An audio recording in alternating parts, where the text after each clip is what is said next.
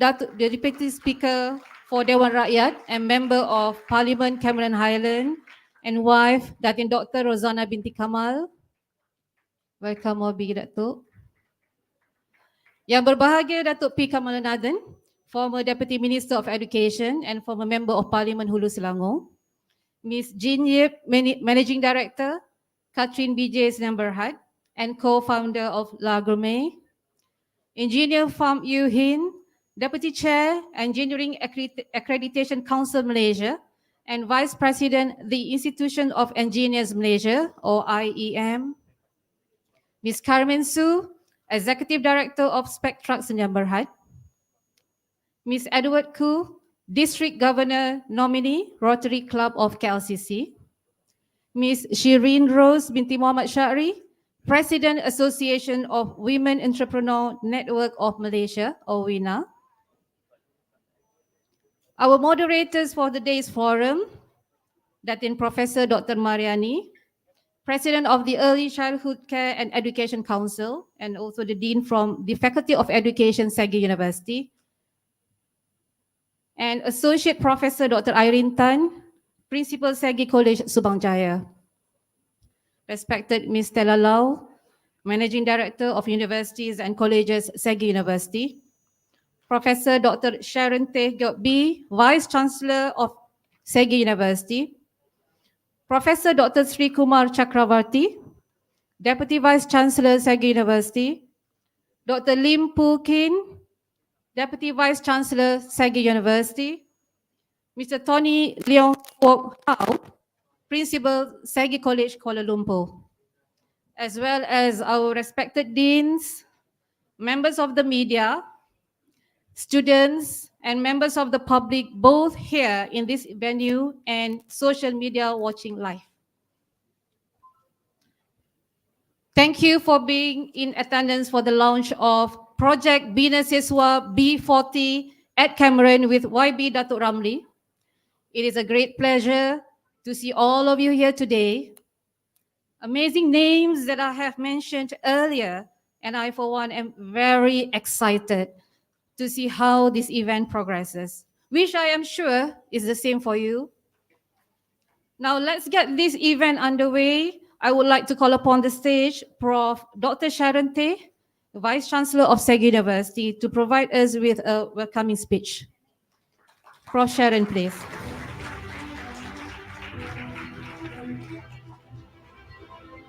Yes. Yang berhormat Dato Ramli bin Dato Muhammad Noor, Deputy Speaker for Dewan Rakyat and Member of Parliament Cameron Highlands.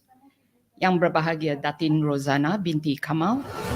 Yang berbahagia Dato P. Kamalanathan, former Deputy Minister of Education and former Members of Parliament Hulu Selangor.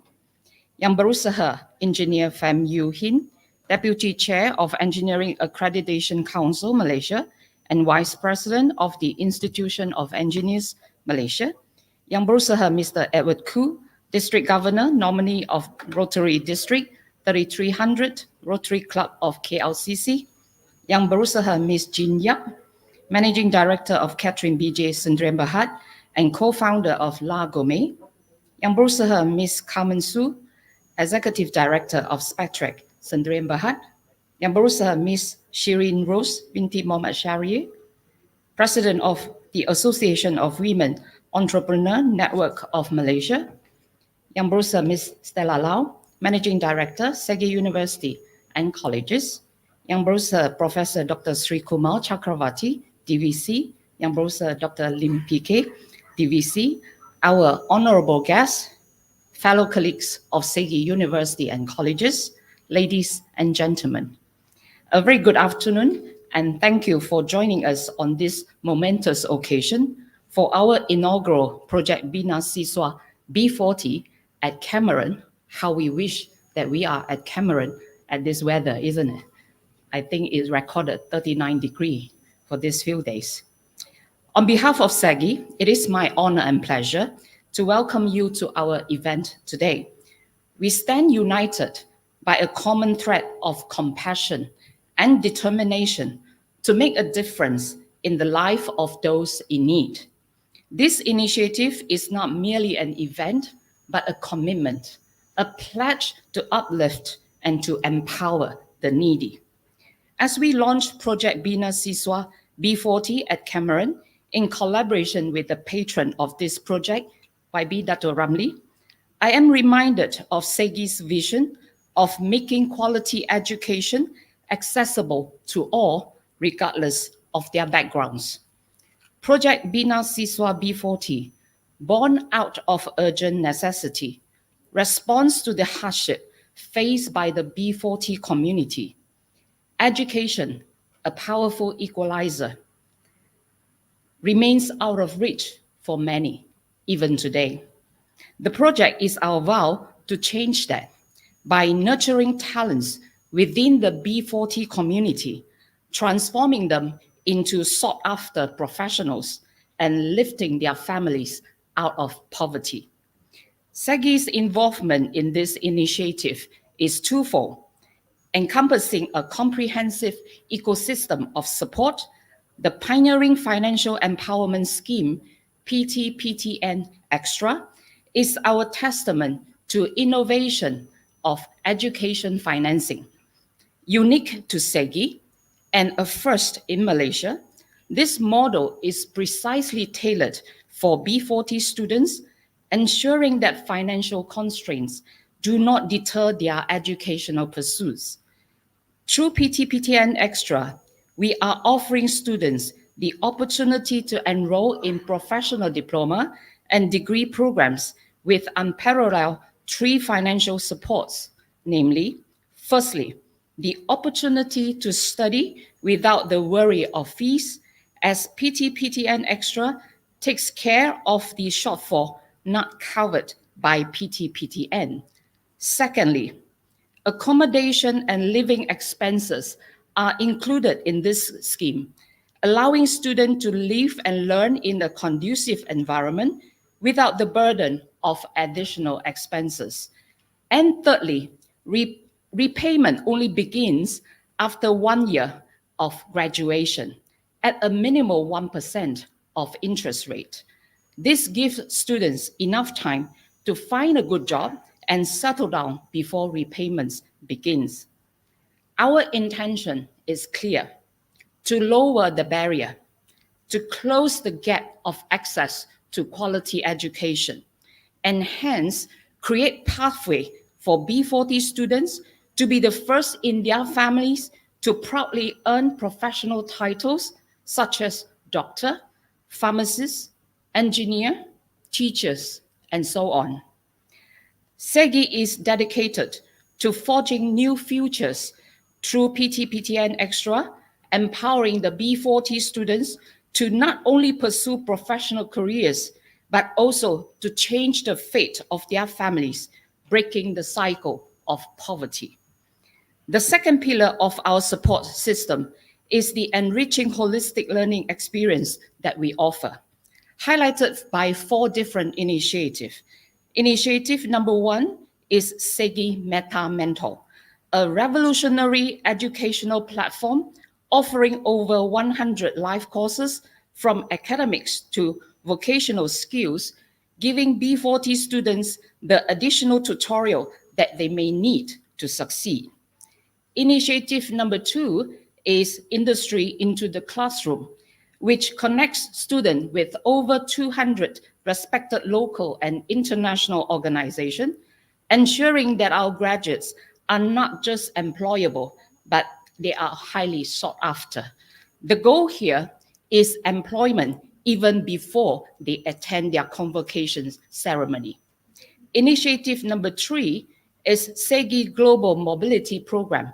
This program offers global exposure through academic and cultural exchanges without additional costs.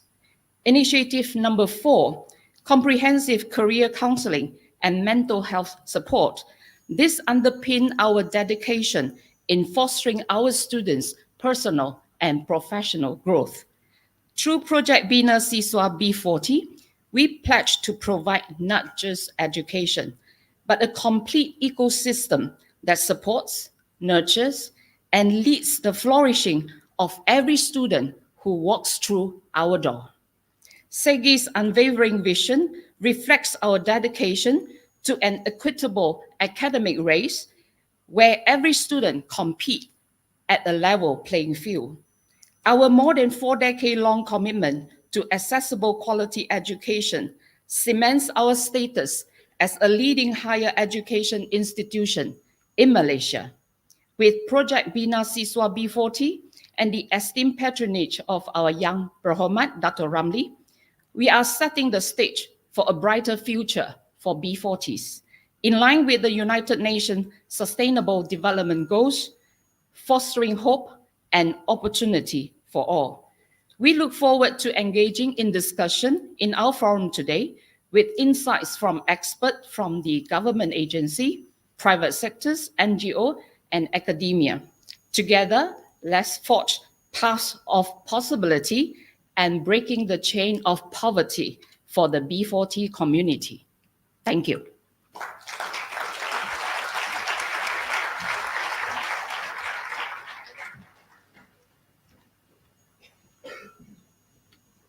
Thank you, Prof, for a great welcoming. We are very much looking forward to seeing how PTPT and Extra Project Bina Siswa B40 can bring forward a change to the futures of B40 students out there. This innovative and first ever program in Malaysia will give once in a lifetime opportunity for deserving students to pursue their dreams. That being said, we would now like to showcase a video on PTPT and Extra from Unilanders Neighborhood. So just sit back and enjoy the show, everyone.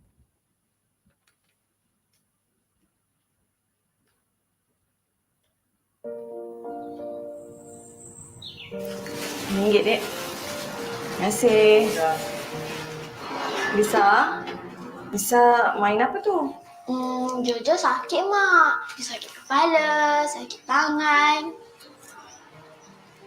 Nanti besar, Bisa nak jadi doktor Untuk menjadi seorang pakar profesional memerlukan usaha dan pelaburan kewangan yang tinggi. Hakikatnya, tidak ramai yang mampu untuk ke tahap pendidikan tinggi dan menjadi sebahagian dari golongan profesional ini, terutamanya golongan B40. Walau bagaimanapun, anda tidak perlu memilih antara hanya memenuhi keperluan hidup atau terus mengejar impian anda demi mengubah masa depan diri dan keluarga. Program Inovasi Bantuan Kewangan kami menyediakan pinjaman tambahan untuk membantu pembiayaan pengajian anda dari awal pengajian sehingga menjadi seorang profesional. Dengan kadar faedah yang rendah, hanya 1%, pinjaman pendidikan ini merangkumi yuran pengajian dan kos tempat tinggal. Justeru memberikan anda dan keluarga ketenangan fikiran dari segi kewangan untuk memberikan fokus sepenuhnya dalam mengejar impian anda. Semua berapa? Semua RM5. Anak aunty ke? Ya. Nanti dia besar nak jadi engineer. Ya. Semaling, contoh ajak engineer semua.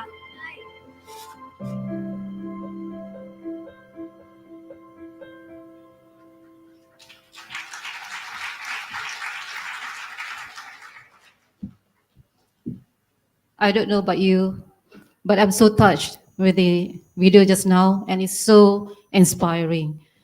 I do hope that PTPT and Extra will be able to help hundreds, if not thousands, of Alisas across Malaysia. Pay nothing until you graduate, giving you and your family peace of mind while you pursue your dreams. That's so great. Next, I have the pleasure of inviting our guest of honor, Yang Berhormat Dato Ramli bin Dato Muhammad Noor, to come upon the stage for his keynote address.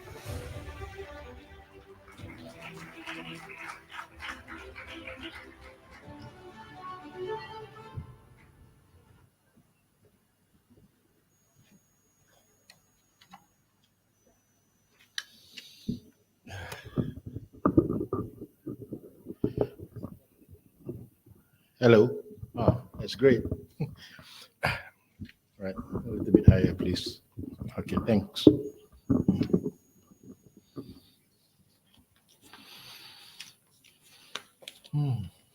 There was a note with me. You got to do something before I proceed with my keynote address. But it's in my mind.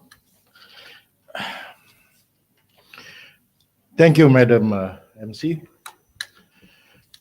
Bismillahirrahmanirrahim. Datuk P. Kamalanathan, former Deputy Ministers of Education and former Member of Parliament Hulu Selangor. IR Pham Yew Hin, Deputy Chair, Engineering Accreditation Council of Malaysia, Vice President, the Institution of Engineer Malaysia, IEM. Mr. Edward Khoo, District Governor nominee, Rotary District of KLCC. Ms. Jean Yap, Managing Director, Catherine B.J. Sinan Berhad, and co-founder of Lagome. Ms. Carmen Su, Executive Director, Spectra, Sinan Berhad. Ms. Sherin Rose binti Muhammad Shari, President Association of Women Entrepreneur Network of Malaysia.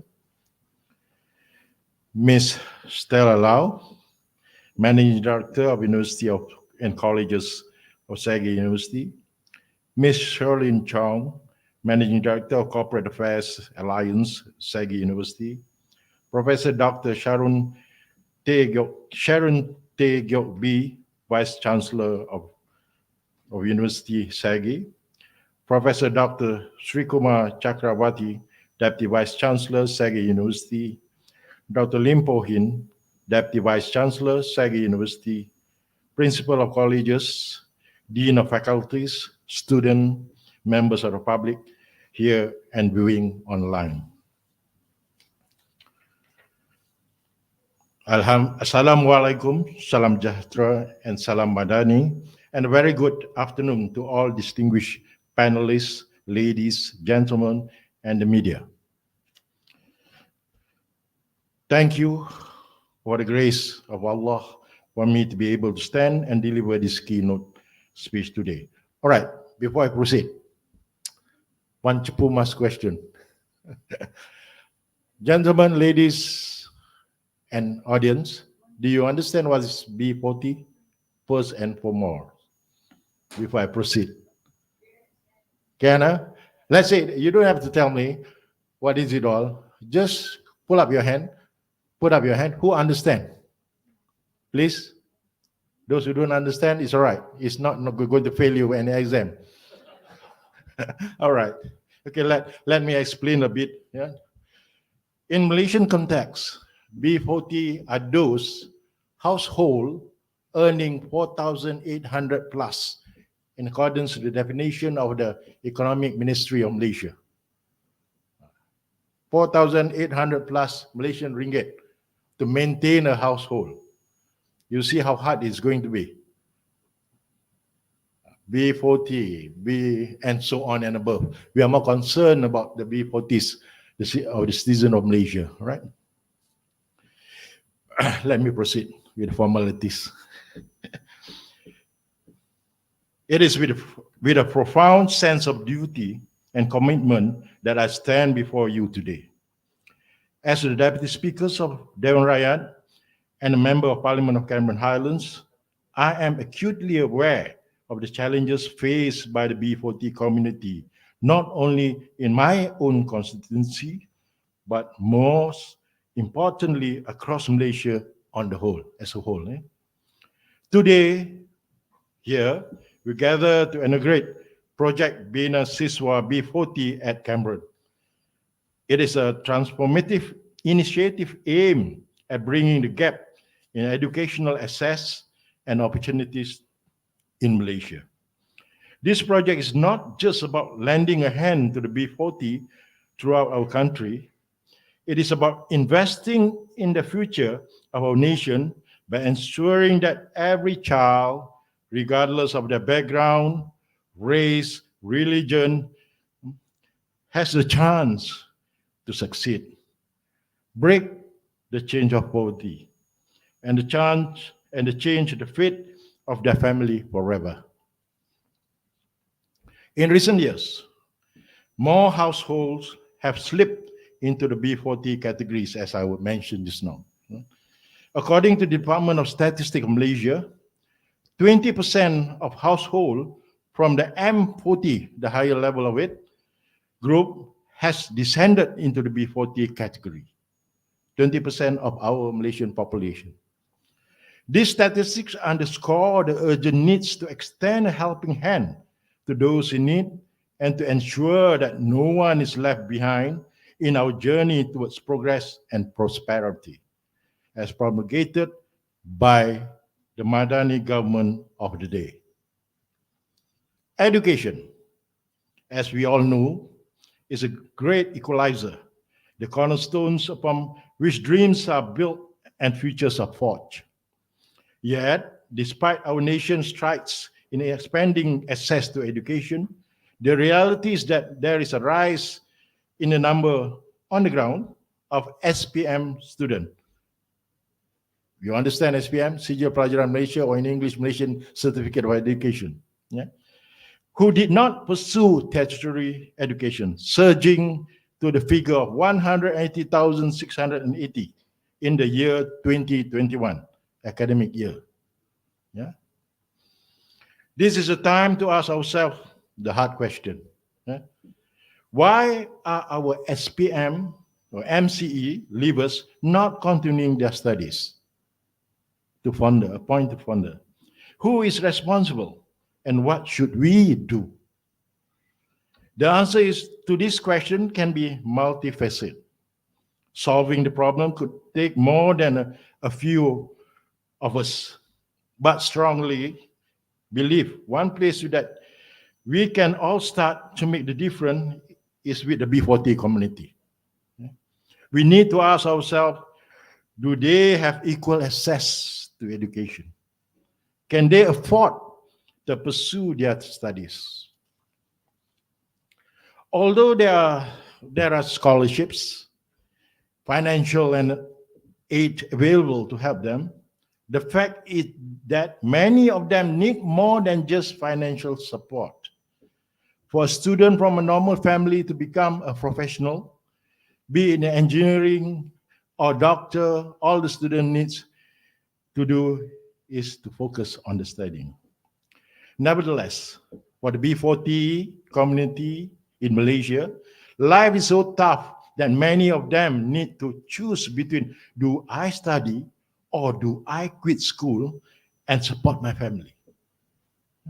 Scholarship or financial assistance may provide them an opportunity to further their studies. But the cost of this opportunity is often so big that they have no choice but to give it up.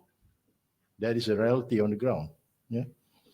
Considering these critical challenges, I am pleased to announce a collaborative effort with Sahaja University and colleges to help the B40 community of Malaysia through Project Bina Siswa B40. The cornerstone of this project is the PTPN Extra Scheme, where B40 students will be able to study without worrying about money at all. The PTPN Extra Scheme will cover all tuition fees, giving students peace of mind to focus on this study. I salute SAGIU. I did on the table just now ask the managing director, Miss Stella, how much does it cost? She just said, shook her head, and I quite understand it's going to be in the millions. And that, thank you, Sagi, for assisting the Malaysian citizen. Bear in mind, in Parliament, in the next sitting, when I sit up there, I will remind to all the parliamentarians in the country that the existence of this scheme and that it may be extended to the whole country in Peninsula, Sabah and Sarawak. Rest assured. Apart from this project, Bina Siswa will also include additional help like job placement, counseling, access of learning facilities, and additional academic support to our students to help them succeed. I again greatly applaud SAGI's effort in a significant initiative. Thank you again. Ladies and gentlemen, we are bringing the B40s all the help they need to assist them to rise above and break the chain of poverty by offering them a real chance at being a professional. It has been said that it takes one village to raise a child. I say it takes the whole community to raise one family out of poverty. It is a group effort, and the responsibility lies at each of us. Project Bina Siswa is beyond just financial support. It is about bringing a community of passionate people together to help the B40 succeed. As we stand at the height of change, let us recommit ourselves to the principle of empathy, compassion, and solidarity among our citizens in the country. Let us recognize that the true measure of our society progress lies not in the wealth and prosperity of a few, but in the well-being and dignity of all citizens. Let us come together as a community, as a nation, to uplift the voice of the marginalized and empower them to seize the opportunity that lies ahead. In closing, I extend my heartfelt gratitude to each and every one of you for your unwavering commitment to the cause of social justice and equality.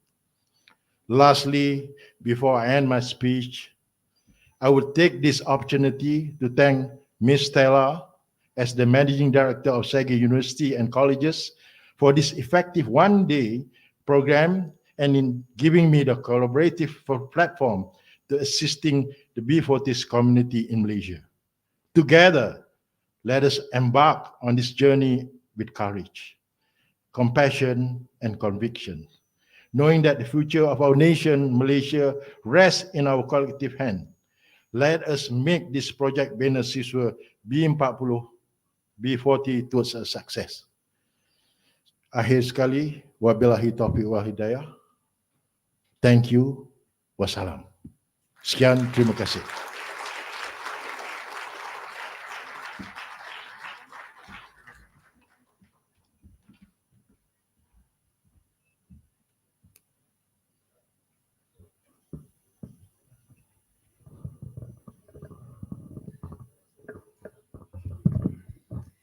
Thank you so much, Yang Berhormat Dato Ramli for the speech.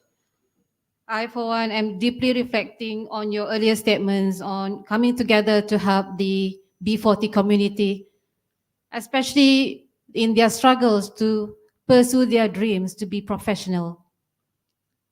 I would like to kindly request Yang Berhormat Dato Ramli to be on stage for the launching, accompanied by Ms. Stella Lau, Managing Director of SAGI University and Colleges. I would like to also invite on stage Professor Dr. Sharon Teh, Professor Dr. Sri Kumar, Dr. Limpu Kin, Datin Dr. Mariani, Dr. Irene Tan, and Mr. Tony Leong to join us on stage for the launch.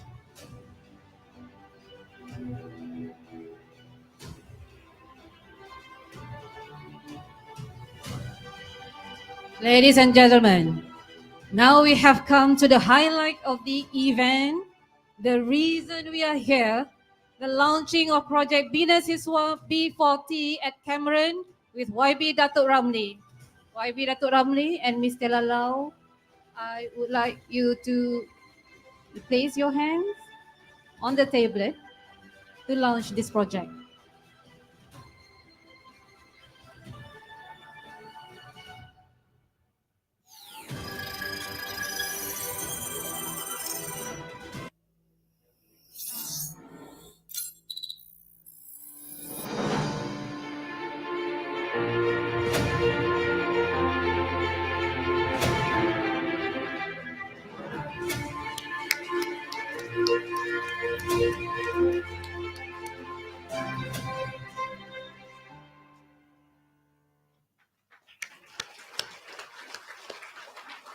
Ladies and gentlemen, Project Bina Siswa B40 at Cameron is officially launched. I would like to invite Prof. Sharon to please come forward and present our token of appreciation to our patron of the program, Yang Berhormat Dato Ramli, Dato Muhammad Noor.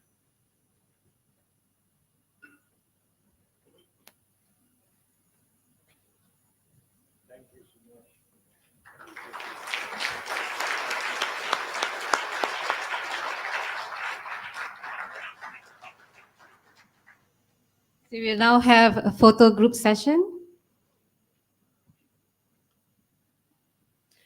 Members of media, you may take position.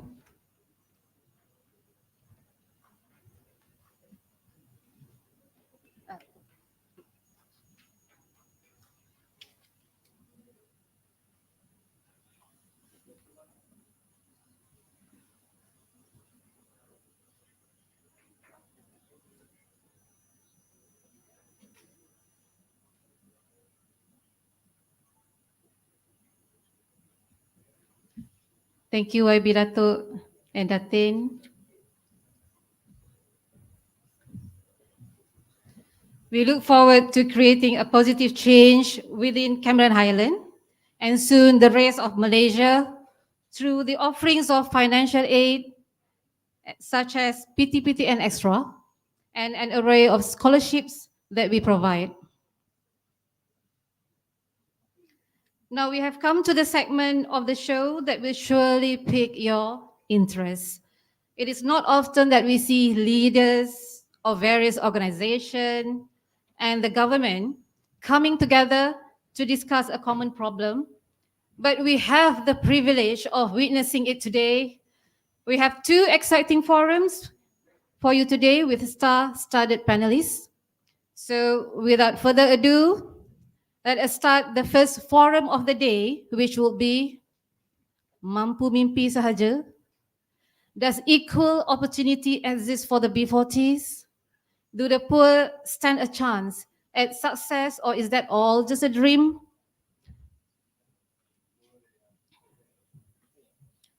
I would like to introduce to you our moderator for this forum. Please welcome Datin Professor Dr. Mariani on stage.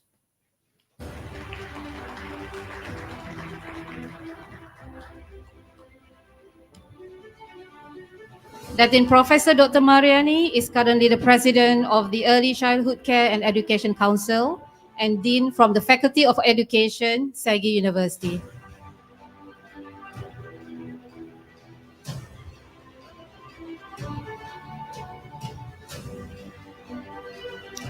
Now, I would like to invite the panelists for our first forum.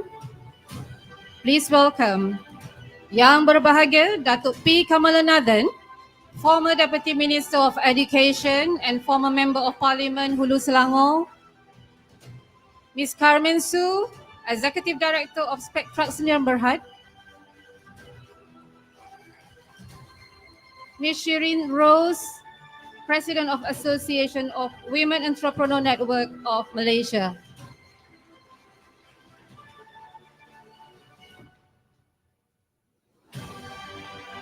I'll give the floor to Datin Professor Dr. Mariani for the forum.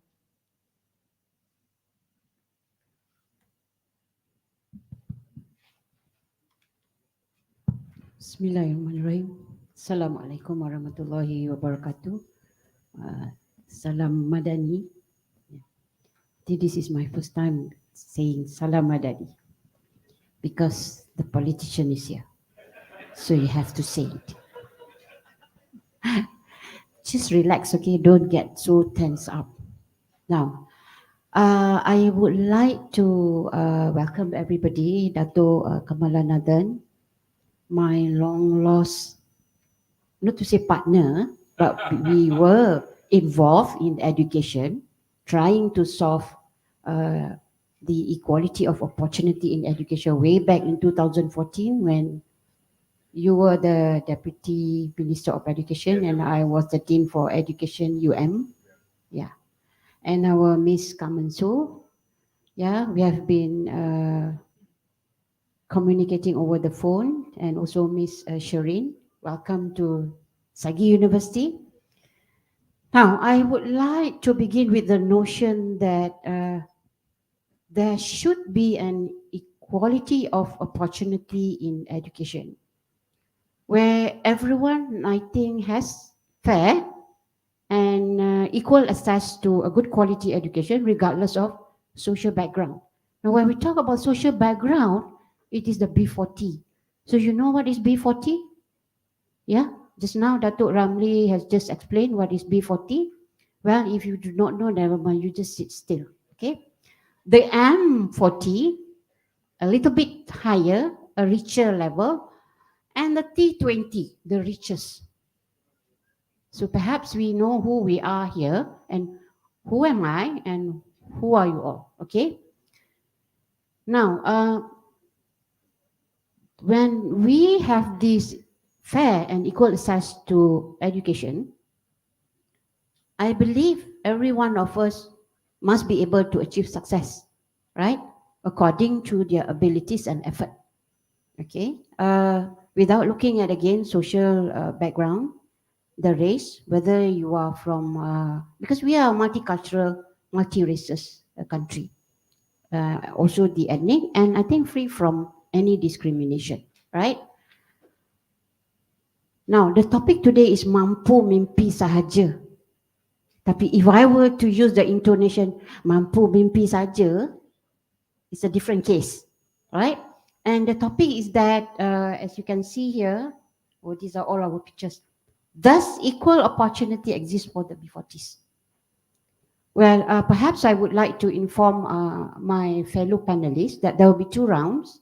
This is not arahan, but just a friendly reminder. There will be 2 rounds. The first round is a general question, same to all. And the second question perhaps is in relation to your background and also experiences, yeah? Maybe perhaps you have to limit your time. Now, who will be my timekeeper?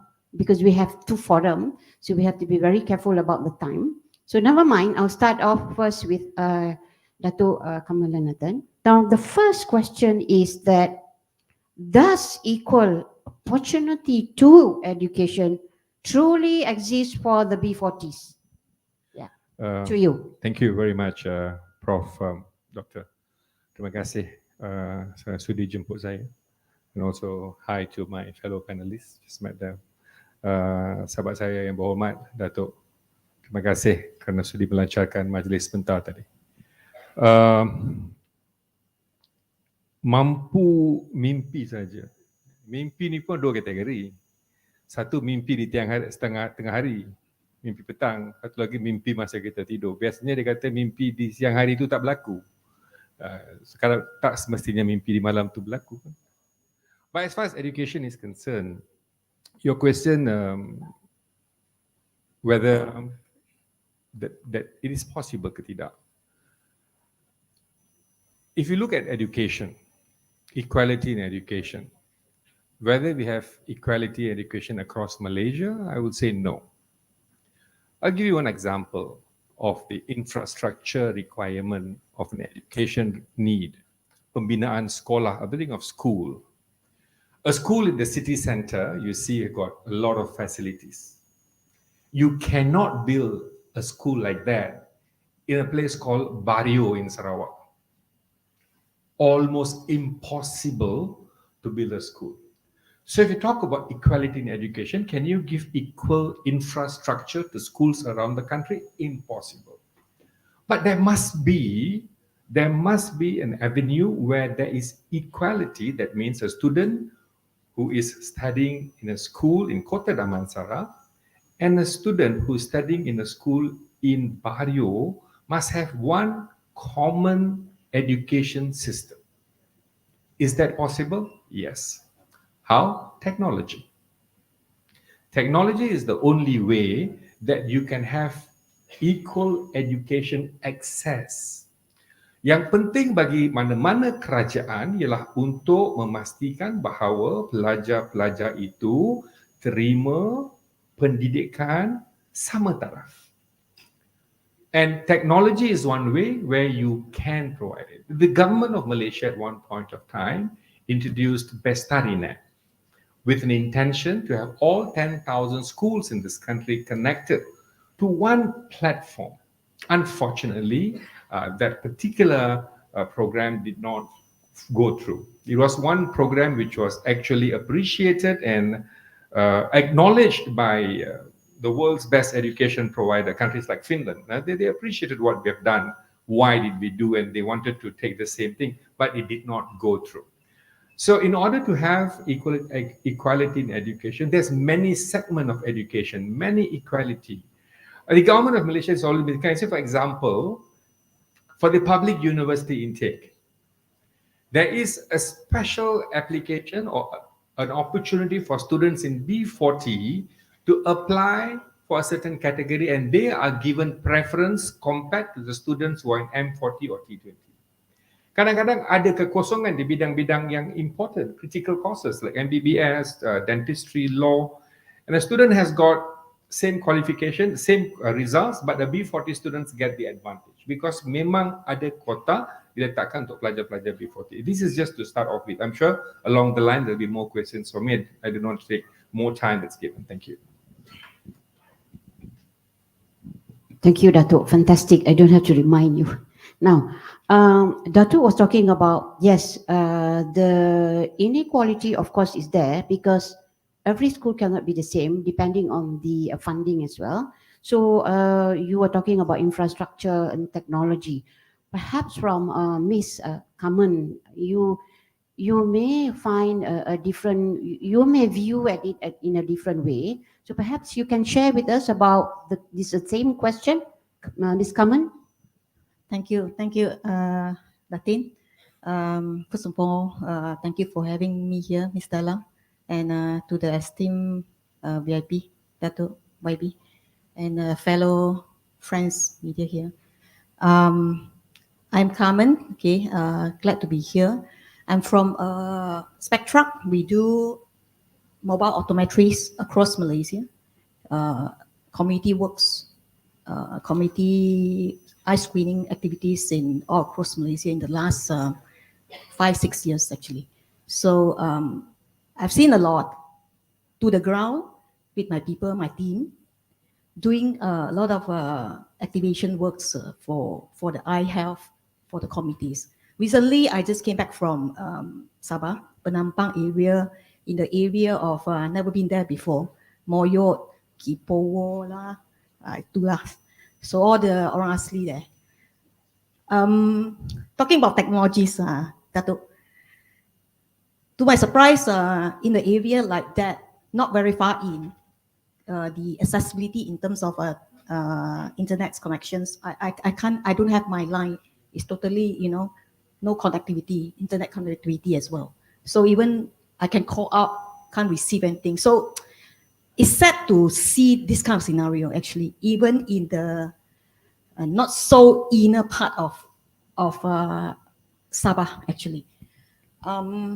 Yes, I see the facilities, the governments there does help a lot. The facilities in the school, the compound, I think glad to see that they no longer have to actually study in the platforms, in the, they call it the longhouse platform, where it's not very stable. They rebuild the schools, and the children have the facilities of what we see here in the Peninsular Malaysia. But I think there's still a lot more can be done in terms of educations, especially in the connectivity parts actually.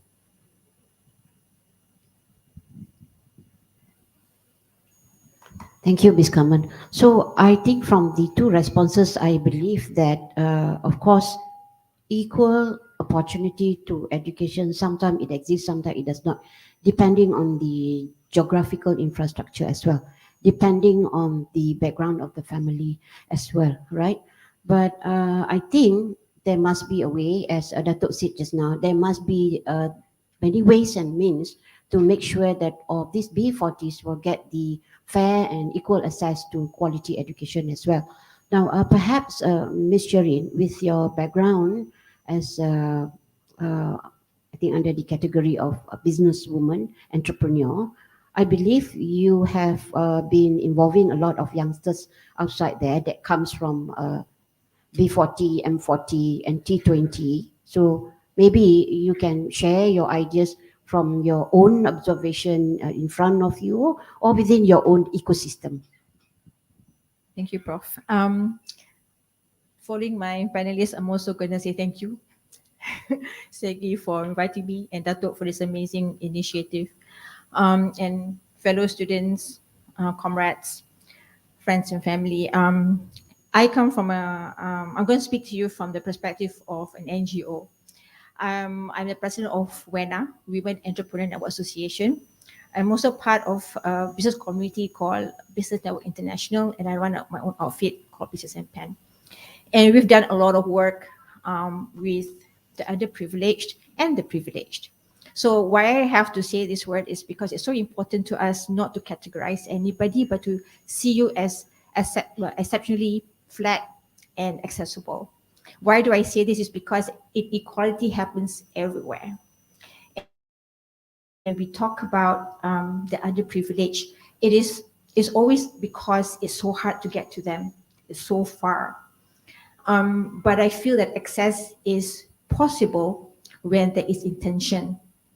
And I have seen a lot of teachers who graduated and they are clear that their purpose in life and their choice of vocation is to serve. So what they do is they will take the initiative to take education to those who deserve it. So they will go all the way and you will, kayo sampan, naik helicopter, do what's necessary to get to where they need for the students to get access to education. And I feel this is really important when we talk about, do we really want to get opportunities out there? Because access is abound. It's whether we want to go out there and provide that access. So I think educationists who are committed to the vocation will not see technology or jalan raya or that to be something that stops you from giving that access. So what we do is we work with all the penghulu. We work with a lot of people because we know they can't come to us. So we create that access and we go to them. Technology susah, there's no electricity. So we provide the tools and we provide the energy and resources to go there. So what would be great is when the authorities will provide that support for the dedicated teachers, for the dedicated educators, and for business owners such as ourselves who really want to provide that access to be able to bridge the accessibility to the people. Because in all honesty, there are brilliant people out there. And it's all about bringing their brilliance to the world. So I think this this project is brilliant. I think it's amazing that we are bringing more access to them. But I think some of them do not know we exist and they don't know how to get to us. So we have to go to them. Thank you very much. Thank you very much, Ms. Sherin. So with three distinguished panelists here, I think if you are really awake, we can hear that three different perspectives about whether equal opportunity in education truly exists within the B40s. So as Ms. Sherin said, it's more of the personality, it's more of the character. If you have the intention, of course, you have the courage. And you have the courage, you have the determination. And if we all work together, I think it is not going to be a problem. So our panelists here, they are from different backgrounds. Let's say like Dato Kamalanathan, politician and educationist. Our Miss Kaman is a businesswoman, as well as our Miss Sherin is more of an NGO. And being an NGO, I myself is also an NGO. Yeah, we work without any profit and we work without any pay, any salary. So we work for the sake of others, right?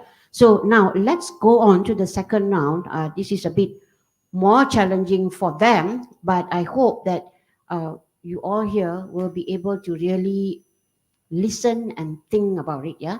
Now, perhaps I would like to ask Datuk Kamalanathan first.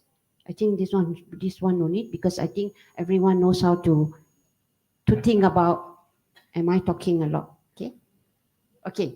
Now, Datuk Kamalanathan, I have to hold this book because I have to read, or else I will give different question and Miss Stella is there looking at me.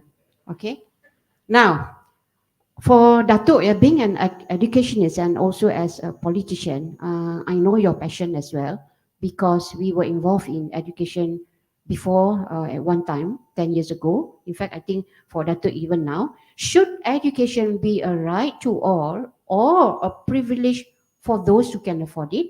And what are the challenges do you think educational institutions face in terms of making sure that B40s get the equal access of opportunities to education regardless of the geographical area and maybe perhaps the background of the families of the students?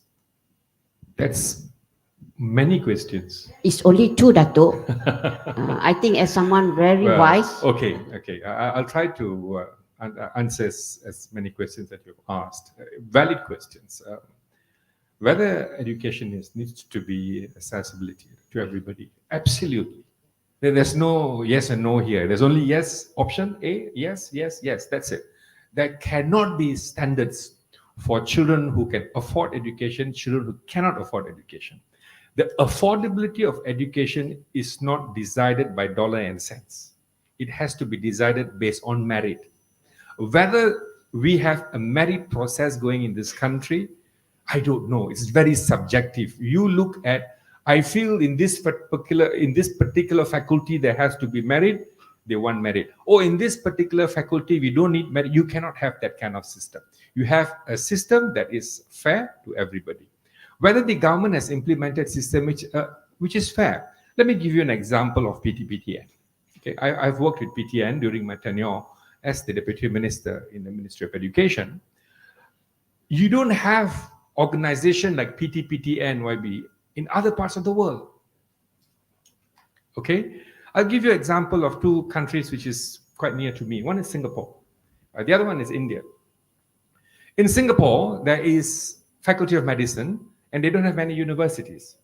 They probably take about 300 students for the government public university, 300 students to do medicine. And the number of students who apply to go into medicine is about 3,000. So 2,700 students will not get a place to do medicine. And when they go back to the government and tell them, what do we do? They say, look, this is how much we can give you, 300 places. The remaining 2,700, you find your own university and you go. That's it. In India, in the state of Tamil Nadu, they have got about 3,000 medical seats in a public university. And the number of students who apply for these 3,000 places is 30,000 students. Similarly, when you go and tell them what's going to happen to the remaining 27,000, they would tell you, what can we do? The government can only afford to take care of 3,000 students. The remaining 27,000 students will have to take care of their own life. There's no support system. You go to private university, you pay. But in Malaysia, if you don't get a place to go into public university, you go to private university. And don't worry, wait. The government has introduced a scheme. We call PTPTN. So you don't need to spend money. The government will give you money to continue your education. Yeah, it's a loan. But the same PTPTN have got a system, when you get a first class honors, that loan becomes scholarship. So many people ask, when is the government going to implement free education? If this is not free education, what else is free education? You earn. We cannot expect students to go to the university and go and do demonstration all the time. We want them to be fixed in the university, study well, get first class honors, make your loan to become a scholarship. You don't pay a single cent back. We've also increased, we also made sure the compulsory education. The United Nations has requested every country to have a 12 years compulsory education. In Malaysia, unfortunately, all this while for many years, it was only about 11 years. 6 years of primary education, 5 years of secondary education. And we had examination. So what happens is the first 6 years is compulsory. Sometime when they go to SRP, dulu ada SRP, LCE. So you gagal SRP, that's it. That means 9 years saja compulsory. So when they removed and they have put classroom-based assessment, it became 11 years, tak cukup lagi. So what the government has done some years ago, recently they've implemented that the first year of education preschool diwajibkan. percuma kerajaan. 6 tahun primary school, free education. 5 years secondary school, free education. 12 years of free education is for every children in this country. Okay, so the affordability cannot be decided should not be decided on other things. It's only based on merit. If the student qualifies for the things, yes, we got limited places. For example, semua orang nak jadi doktor. You go to a primary school, you see a year 3 children, year 4 children. When you grow older, what do you want to be? Doctor. Standard 4, want to be a doctor. You go to standard 6, what do you want to be? A doctor. I do not know. There's many students. Believe me, if I ask one by one, how many of you are studying or doing a program that you memang nak buat because ini cita-cita saya, versus I'm here because my parents asked me to study this jurusan, so I have to study here. That's the number we have. But it is the choices of students. It's not much more accessible. Like Sagi, they have made it so affordable. I think private education has to make sure education is affordable and is accessible. You are right. You are filling in the gaps. PTPTN has given so much of money, you are filling in the gap. That's an amazing initiative. And YB said just now, he's going to tell his members of parliament that you consider this. It's an absolutely workable program. But it is probably not right for me to say this. Sagi may not be able to handle the entire population. So this is actually an opportunity for Sagi to take lead with other private universities. Let's work this together. Because sometimes students cannot reach your campus. So they find a campus nearby, but the system should follow. So we should create the mechanism for students to afford education.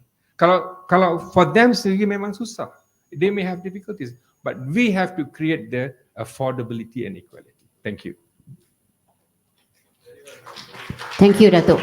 Now, very well said, because I think I believe about that, because I think, of course, equality in education sometimes exists, sometimes does not exist.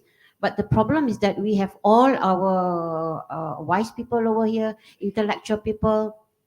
As for example, we have 3 distinguished panelists here.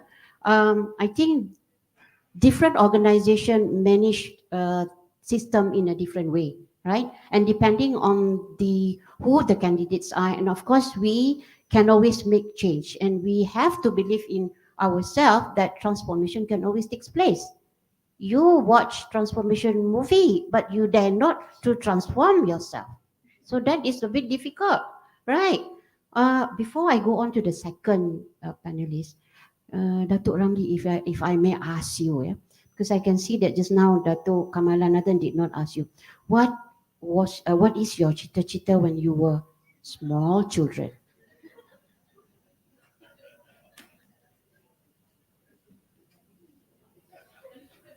Just asking.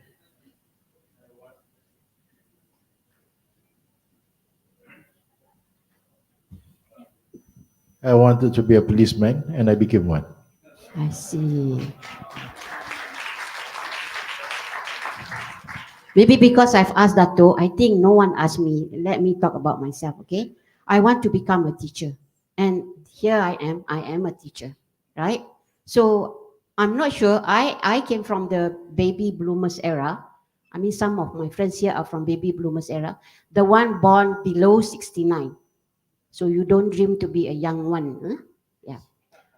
Okay. Now, we go on to Ms. Kaman.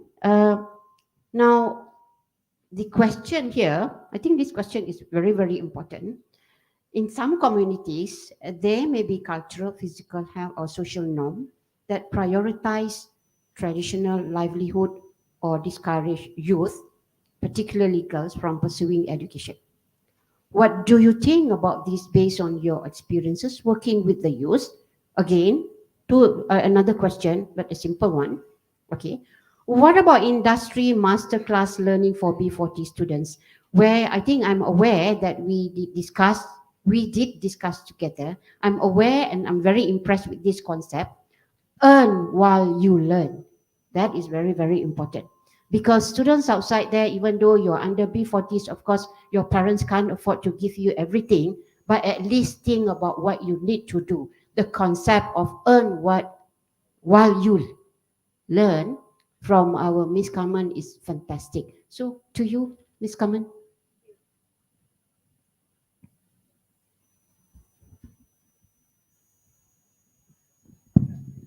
Thanks. Thanks, Datin. I think I fully agree with Dato that he says that education is actually never deprived. We are never deprived of educations, from young, which I agree on that totally. What I like to stress here is, though it's free, like YB has mentioned just now as well. Having education is not just financial aids. It's all about the whole thing. The student has to be confident of themselves. They got to know what they want. Sometimes because of the families, nature of the families, they are restricted on what they want to pursue in life. Okay, from a B40s families, they may be scared that the family could be spending too much money on them, or possibly they need to actually sacrifice their studies to support the families, and so on and so on. I've seen a lot of these cases actually as I go down the ground. Where I come from is, what I do is day to day, my team and I, we do mass screening in the school, from primary to secondary as well, to all across Malaysia. I think today we have covered more than a few hundred schools in Malaysia in totality the last few years. So the use case is, we have seen children that they have vision problem, but they either do not know, or they know, and they cannot afford. Okay, let's tackle the don't know. Of course, as children, if I have vision problem, sometimes we don't know. It's just blur. We thought it comes natural. That's God given. So a simple awareness program has to be given. Okay, a testing across, which I'm now doing day to day.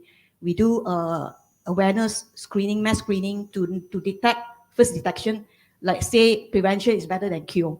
Okay, before they actually go deeper, then we let them know that's a bit of a problem with their eyes, and then we do corrections as if they need the glasses. Now, through our research, we have done a research back a few years ago in primary school 5 and across 5 schools. And the survey is actually from standard 5, class number 1 to the last class. Okay, across 5 schools, a sample size. And what the results of the survey is, the top class, the students, 90% of them who needs glasses actually wear glasses. They wear their glasses in the school.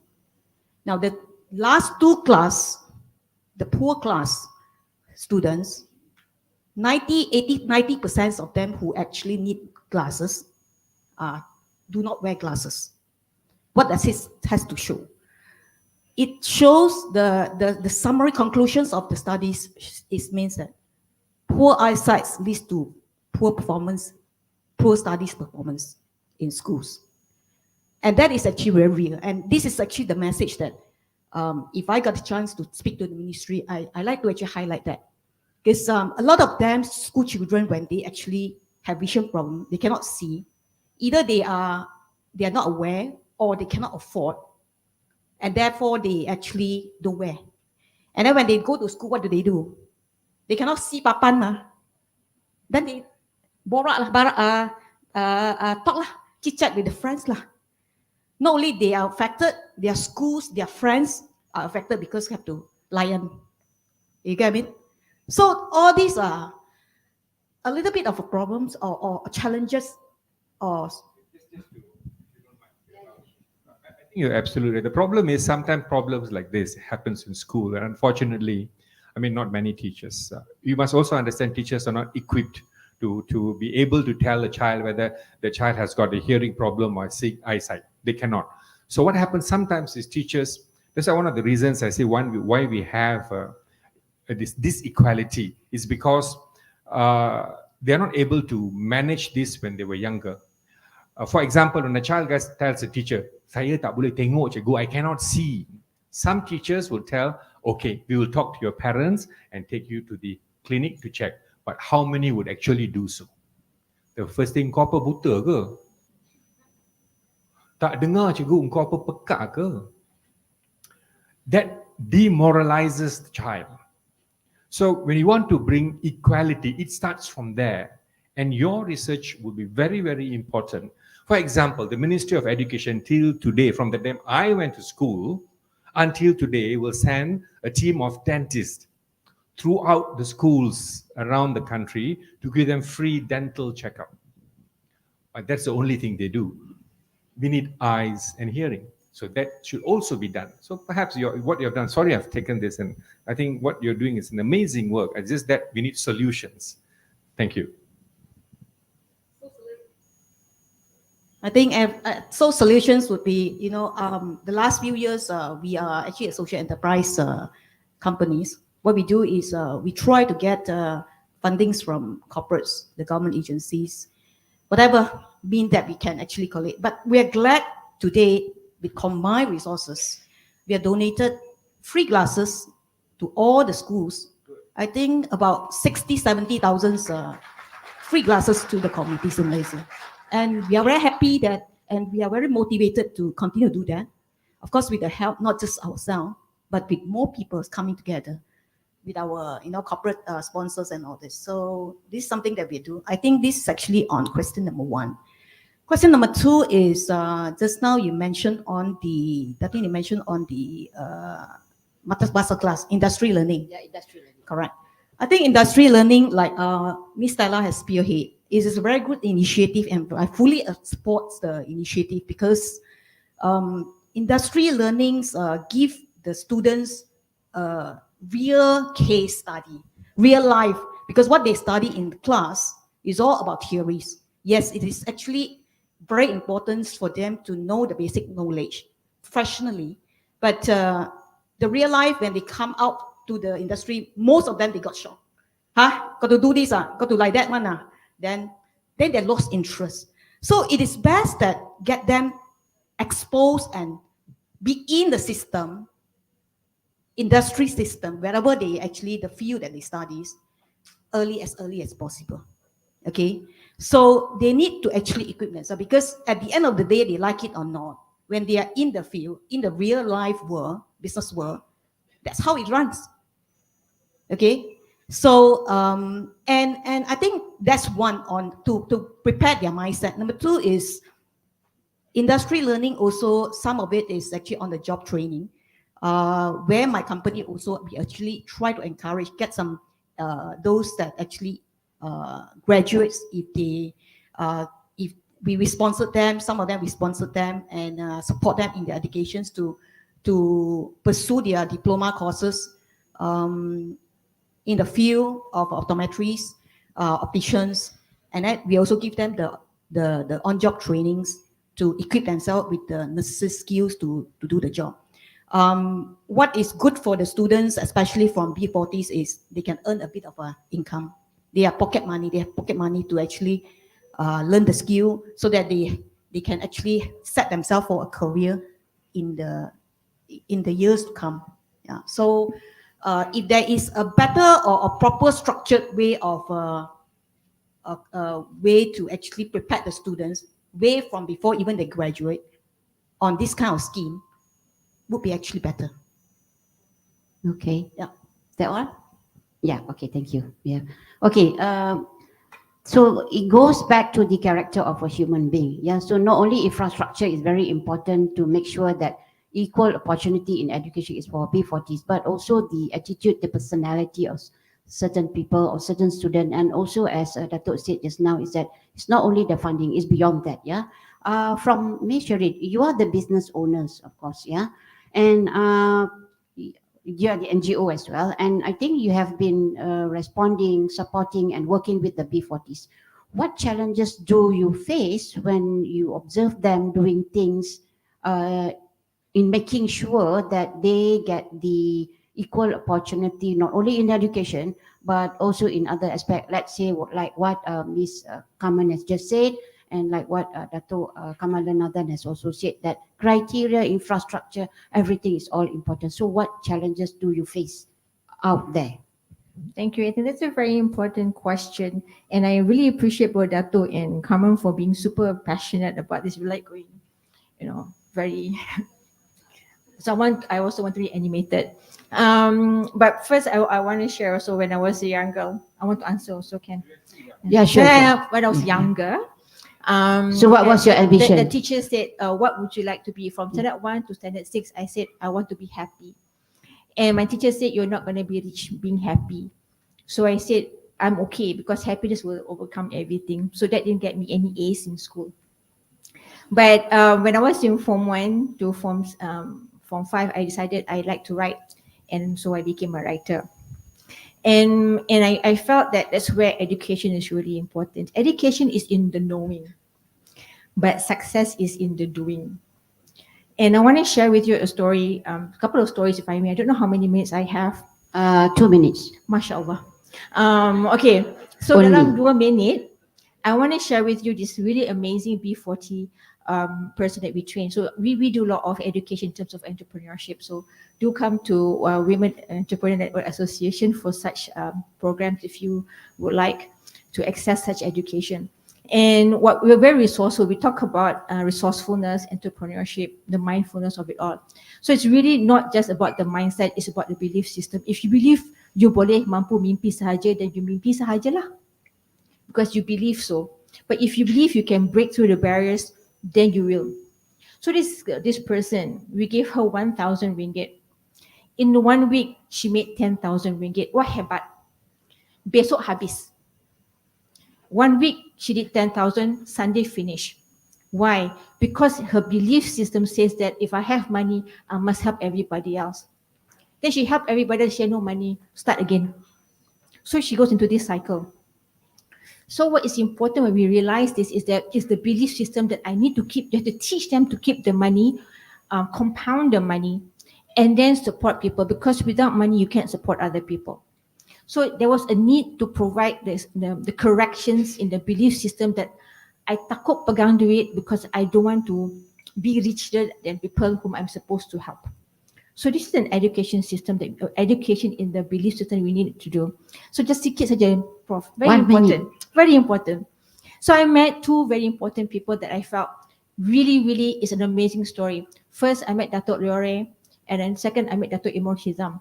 Both of them came from seriously different backgrounds than I understood. One was anak penoreh getah, a rubber tapper, and another person was raised in Kampung Klip Kuala Selangor. Now one person hosts one of the most massive brand in the world, Leore shoe. And she said it was because when I was young, rubber tapping, I run home every day, cepat-cepat makan breakfast, go to school every day, ketampi because lambat sekolah. But he said the luminous ray gave me hope. So now my company name is called Leore. And he was a rubber tapper son, but he believed he could. And because of hope, he became. So there's nothing stopping us. And Dato' Imor Hizam, he was a student of Yayasan Selangor. And he went to a school where everybody was the who's son. And he felt really small. But because he believed he could, education was nothing. It was about the drive that he wanted to succeed. Now he has multiple master's degree, multiple PhD. I don't know how he does it. He's going on stage for PhD this year and another one PhD next year. So wow, and all he said was, if you have the determination, you just have to push. And now he is like the head of the World Trade Center and now part of the Global Bureau. So it's not just education. Education is just knowing. But for you to achieve success is in the doingness of what you want. So do you know what you want? So even in entrepreneurship, we can give you all the money in the world, but you will not be able to hold the money if you don't know why you want the money. Everybody say, I want to be a millionaire. I give you $1 million, habis bayar hutang. And then no more millionaire. So what are you going to do? So education is very important. So anak-anak semua habis sekolah, okay? But after that, get clear on the next step. What is that next step about? Because if you're not clear now, all the education in the world is not going to get you anywhere. But the momentum of knowing what you want to achieve at the end of the line, where you are racing, that's what's going to get you there. So the story of the 1,000, 10,000 besok habis, or I run as a rubber tapper child, or I swim with crocodiles and now I am at the topmost World Trade Center bureau. Where do you want to be? And that's what education can do for you. Okay. Second story next time. Yes. Okay. Thank you very much. Now, having listened to all these three distinguished panelists, give them a round of applause. I'm not going to repeat, but I would just like to summarize that we are talking about equal opportunities in education for P40s. Let this be the micro system, yeah? So within the micro system, it will be meso system and macro system. So this is where SAGI University comes in as the micro system, where the PT, PTM extra has been introduced. And this is something very important to make sure that the equal opportunity exists for the B40s. It's not that we want to push aside the M40 and T20, but we are more concerned about B40 because we do not want them to be left behind. Last word from me, all of us do not have equal talent. We have different talent, okay? But all of us should have an equity in education as well as in other perspective to make sure that whatever it is, we will be able to develop our talent. Don't just go dreaming day like in a dreaming apa? Mimpi di siang hari, mimpi di malam hari, mimpi di petang hari. So every time you mimpi, but make sure the mimpi is within the micro system, meso system, and also macro system. With that, thank you very much again. On behalf of SAGI, I would like to thank you, everybody here, Datuk Kamalanadan, Miss Kaman, and also Miss Shireen. Thank you. Assalamualaikum warahmatullahi wabarakatuh. Thank you to all panelists and our moderator. Please remain on stage. I would like to call upon Prof. Sharon to give away the mementos of appreciation to our panelists.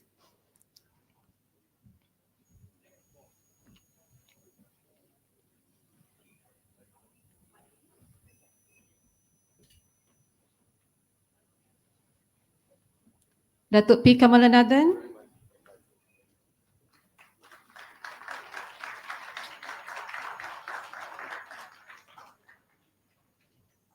Ms. Carmen Su.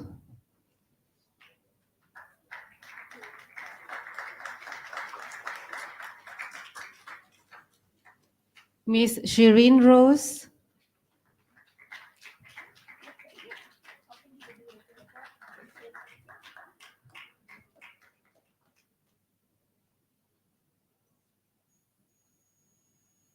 Last but not least, our moderator, Datin Professor Dr. Mariani.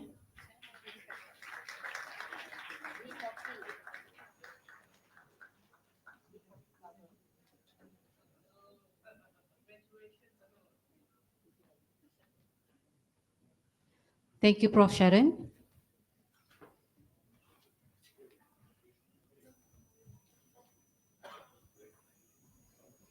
Thank you again to our panelists and moderators for such an insightful discussion. So what we have heard just now, an interesting sharing session, I would say. And what is very important for us, we have a duty here, yeah, to make sure that education should be accessible and affordable. The SAGI University is doing just that with Project Bina Siswa B40.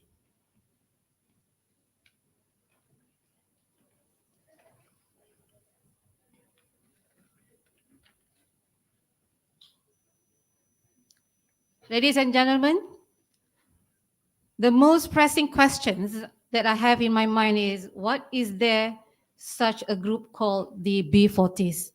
Is there anyone to take responsibility, and what can we do to help them? I believe that the next forum session will be doing just that. Our second forum of the day is titled The Cycle of Poverty for B40s. Who is responsible?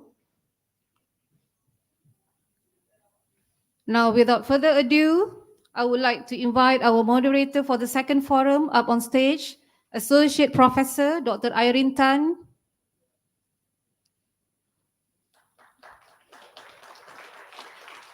Associate Professor Dr. Irene Tan is the principal of Segi College Subang Jaya.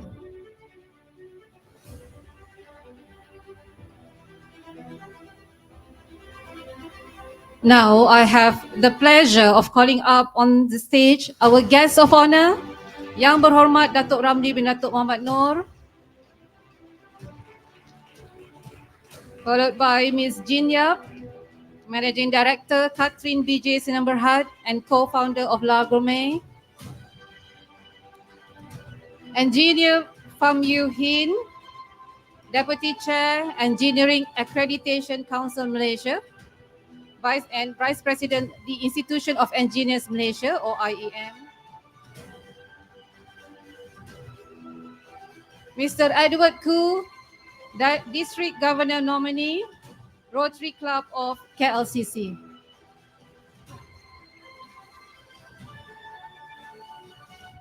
Dr. Irene, I give the floor to you. Thank you so much, Madam MC. We have reached to the last topic. Save the best for last, they say, but definitely not to say that the first topic was unimportant in any way. But the topic for today here, the second session, the cycle of poverty for B40s. We'll be talking about B40, what it means. But let me remind the audience here, we are not in any way saying that the B40s are lesser of a person in value and as a human being. But what we are talking about here, the focus is their needs that we need to help them fulfill or come out of this cycle.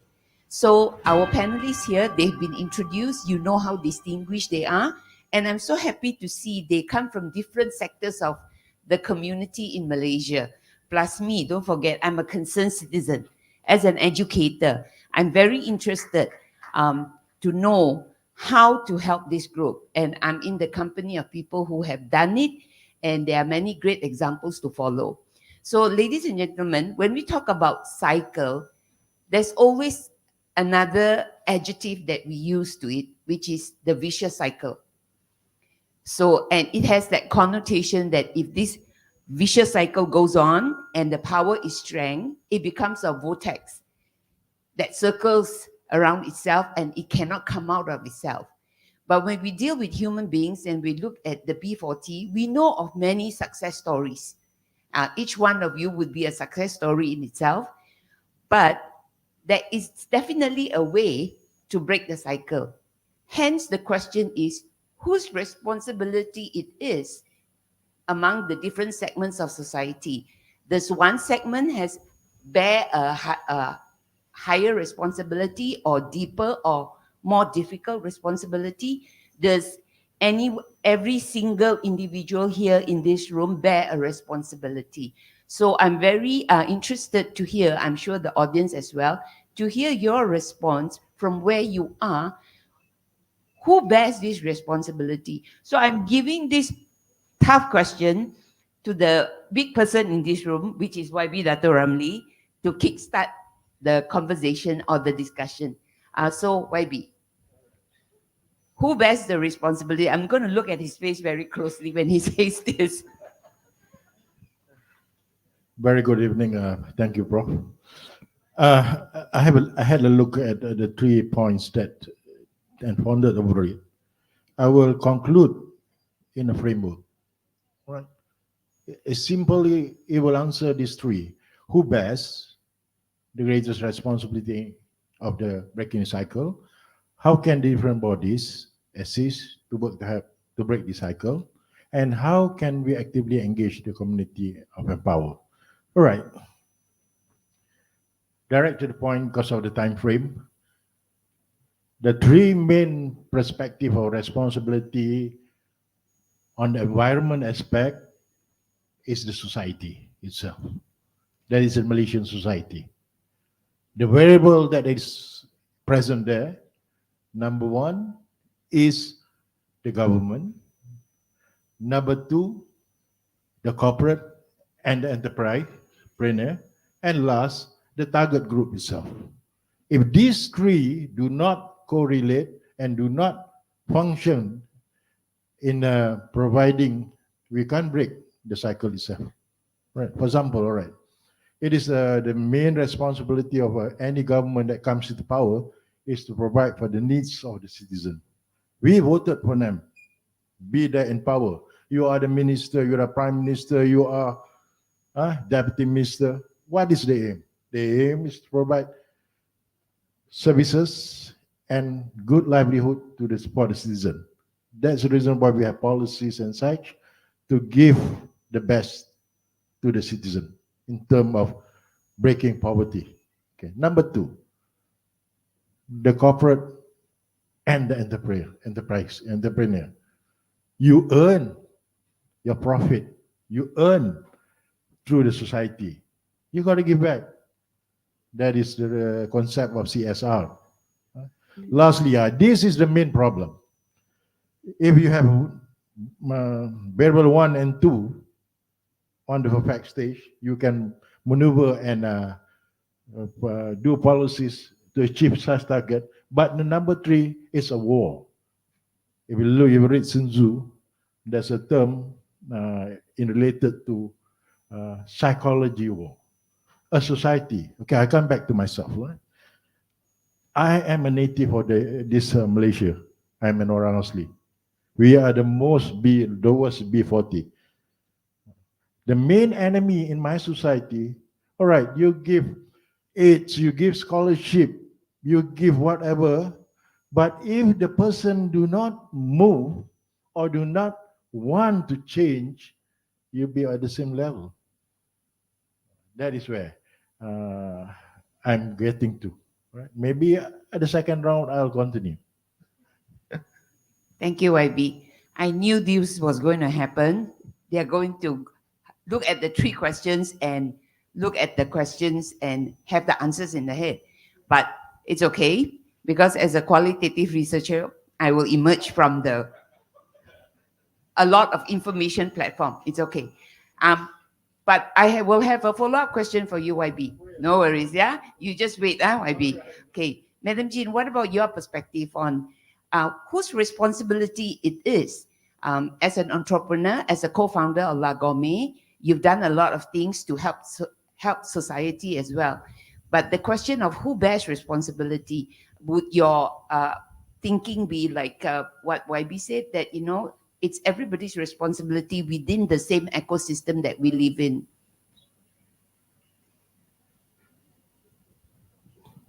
Thank you so much. First of all, I would like to thank Segi College for giving us this opportunity to speak whatever we feel. And thank you so much also, YB Dato. And of course, I'd like to answer your question now. In a way, yes, and in a way, not exactly. Why? I think, to me, the most important, it's a mix of the government and the education institution play a very major role. Why? Because in the country, we want to uplift our people to become at least middle class. Why should we have the B40? Why should it even exist? It should not. It is a role of the government, and then come down to the local government to play a major role. And it is to both their benefits. And what are the benefits? If the local government could uplift them out of poverty into the middle class, not only the B40 gain, but the government gain tremendously. And what do they gain? They don't have to continue to subsidize. They don't continue to have to give all this money. And on top of that, when you reach the B40 reach middle class, they are earning money. So what do the government do? They get tax. So they earn revenue. And if the B40 go and do some business of their own, they get taxed. And who is earning? So in the long term, by lifting this B40 to understand, to lift this B40 is to the advantage on the win-win solution. And in the long term, it's the government who win, and Malaysia will become a beautiful country where all of us can afford so much more. And I would like to say also that the local government should provide funds and incentives to schools and to the education institution to provide training on very important thing is awareness. Awareness, do the B40 know and be aware that there are scholarships, there are business incentives, and there are tools to give them tools for e-learning, because that's very important in this time and in this era. So apart from that, the institutions, the schools should also provide education and motivation. If we are a school, we should provide education and motivation by distributing leaflets, by conducting open talks with B40 parents to motivate them to open their minds and their hearts so that they can have a mindset change. A mindset change that my children does not need to leave school so that they can help me because I'm toiling from day and night in the farms. I want them to finish, because in the short term, when I suffer this, my children, if they are able to study and then be aware that there are scholarships and loans available, it will help to break the cycle. And next is also to motivate, not only just to give them the mindset change, but to motivate them so that the parents are motivated and they must understand the why. The why they should motivate themselves so that they can be useful citizens. And I will touch that when you ask the next question. And also for the children to grow with further education and much more, which I will touch also on your second question. Thank you very much. Thank you, Madam Jean. It's interesting that your answer is it's a yes and no. That always opens up to more thoughts regarding it. But your key point about the awareness of such programs, the existence of such programs, and why should there be a B40? I think most of us never thought about it. Why should there be a B40 group in the country? If we are talking about equity, why should there be a B40? So that's a question, a very futuristic question for the future. Some food for thought for all of us. I'll move on to Engineer Pham, who represents a professional association. So your thoughts regarding on whose responsibility it is to break this cycle of poverty for the people of Malaysia. Thank you, Prof. Irene. Again, I also would like to extend thank you for Segi for the invitation. Very good afternoon, Dato Ramli, Dato Madan, Datin, and ladies and gentlemen. Well, I suppose this is a very interesting topic, yeah. But I probably will use cycle of B40 rather than cycle of poverty, because by meaning and by definition, poverty is actually defined as a state of living which is below the standard, where below the social acceptable standard. In this case, in this particular case, B40 is much better than that, and in a lot of cases, they are able to live a normal life in Malaysia. Yep. How does this? If you look at this, how does the cycle of B40, if I use this term, occurs? Is when a child or children were born in a family of B40. Yeah, maybe the parents may not have certain exposure to education, certain exposure to a certain profession, right? And by that way, actually, the emphasis and the perception of education is less of a priority to them. Maybe other priority, maybe for instance, the children can come up and help to alleviate the burden of the family at a younger age, maybe is their preference rather than send them to education, going through, 12 years minimum, as Dato had mentioned in the first forum, or in Washington Accord, we actually needed 16 years for them to actually go through the education, right? I mean, because of this, if you look at this, if the children start to come out and work in an early age, and when they have their kids, the whole thing will be the same again. So this is a cycle that cannot be broken. And that is why this cycle is kept recurring. Over here, I think the interesting question is who actually have the most responsibilities to help to break this cycle of B40. Yeah.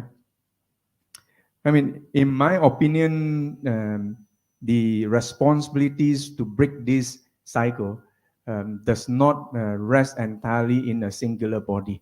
Yeah, it is actually have to be shouldered by everybody, just like Dato has mentioned early on. A government should form a policy which is friendly enough to allow everybody to have equal opportunities to at least access to a basic education, for instance, up to Form 5. If it is possible to Form 6, to pre-university, that is so much better, right? And of course, the government can also, because of the size of the financial, can also extend scholarships or loans to students in the case that the family is not affordable, but they would like to continue their studies. But having said that, I think if we were to let this responsibility entirely with the government, it is very unfair. And it is therefore very glad to see that we have this program today, that the private sector, the college, the university, and the government actually work together to allow, to provide, the opportunities for the students. Yeah. I think on the other hand, many a time we also see students from B40, because like what I mentioned early on, because of the family background, they may start the learning or education slightly later than others. In golf term, we actually call it handicap. So in a lot of times when they come to school, primary school, secondary school, or even college and university, they may be lag behind. Yeah, if there is no attention given by the university, by the learning institution, or even the teachers, imagine how would they, feel, and how would they do after they have been, kept failing, for instance, examination after 1 year. I've seen many cases. The performance of a student can change because of a teacher or because of the higher learning institution, because they give the concern, because they provide the leadership to that extent. So, and of course, to the private sector, like companies, I think I'm also from private sector. Yeah, in a lot of times, we can bring awareness as well. Yeah, as awareness as well as financial support by bringing scholarship, to the group that is require this scholarship. At the end of the day, when these graduates, they may come and serve and help your organization to succeed in that way. Yeah? And of course, lastly, to talk on associations, awareness is very important. And this is where association plays part. We go everywhere as a, IEM, Institution of Engineers Malaysia.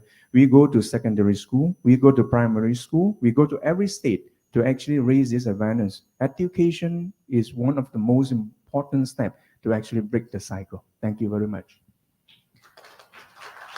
Thank you, Engineer Pham. Thank you for highlighting to us that poverty may not be the key word here, but the B40 is the focus of the group that we are dealing with. So that it's a really crucial reminder. It doesn't mean that they are at the brink of not having anything. They have things, but it's insufficient, perhaps. So thank you so much. I'll bear that in mind. Next, Mr. Edward, you're from the Rotary, and the Rotary Club has always been known for its work in the community and for a very long time.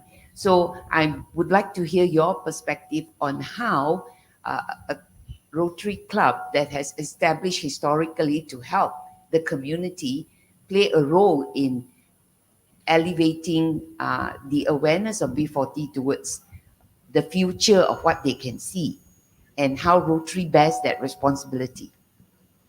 Yeah, thank you, Irene. Protocol observed. First of all, I'd like to extend my heartfelt congratulations to and warm thank you to Segi for introducing this PTPTN Extra. Yes, this obviously PTPTN Extra will not take away B40, okay? But however, that one small little move, it indeed is a big leap in the building of a healthy and stronger nation. Thank you for doing that. And I think, as I just had mentioned, yes, Rotary has been in Malaysia for many years. And we have so far in my district, we have 90 Rotary clubs. It has been in Malaysia, existing in Malaysia for 96 years now today. And we have done so much community services and helping a lot of B40 as well. But until today, B40 still exists. So who is responsible? So are we not doing our job? No, we have done so much, but it still exists. Okay, we have got YB sitting down here. So everybody is trying to be humble, but if you were to ask the people down the street who is responsible, they will tell you that the politicians. Then if you were to ask another group of people, they will tell you the governments. So everybody will start finger pointing on who is responsible. But if you were to really ask me from what we have done so much serving the community, and I would say that, you know, the B40 themselves are responsible to break the cycle. Why is it so? Because in Malaysia, we are so happy, we are so lucky in the sense that, you know, okay, we are so self-contented, okay, from the government to the private sector to the NGOs, we have got so many programs available, okay? Right, so all they have to do for the B40 is just how to reach out, that's all, okay? And my friends, if you go to look back, I'm sure more than half of us sitting down here, we were once B40 before. Many of us come from a B40 families, but today we already been uplifted. Who help us? Who help us? We help ourselves, our parents. Remember when we were young, we were all poor. Am I right? Okay. So, but today we change our lifestyle because we under what they call that, you know, we self-motivate ourselves. We went through educations, many things. So talking about the responsibility is not one size fits all. Okay, there are so many factors involved in this. But before that, we have to look into why is there B40 happens in Malaysia, as what YB has just mentioned earlier. To me, I look at it in two perspectives. First of all, there are families who are born B40. And the other categories are those from the M40 slip down to B40. Why do they slip down to the B40? Because the breadwinner of the family collapsed. When the breadwinner of the family collapsed, that entire family falls under B40 categories. Okay, we have in Rotary Club, when we serve the community, we see family like this. And let me tell you this, that these are the group of people that is so difficult to help them. Okay, because they were not born B40. But however, those who are born B40 are easier, okay, because they are self-motivated. They want to be different. They want to change their lifestyles. But for those who slip from M40 to B40, these are the group that is very difficult to help because they couldn't accept the facts that they are now known as the B40.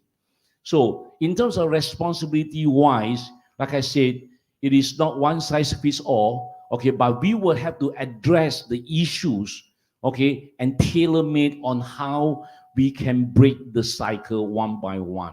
As what Segi has just introduced, the PTPTN extra, that really will helps a lot, definitely, because in Rotary clubs, we have also helps a lot. We have seen it. We have seen it through that, we help those B40, especially the orphans. Okay, we have groomed so far more than hundreds of orphans and who are now today become professionals. Okay, yes. So that is how we help them, okay. So talking about the responsibility, okay, some people will tell you that, the rich would have to help the poor. Who says that? In which part of the Constitution says that the rich is responsible to help the poor? That is not necessary.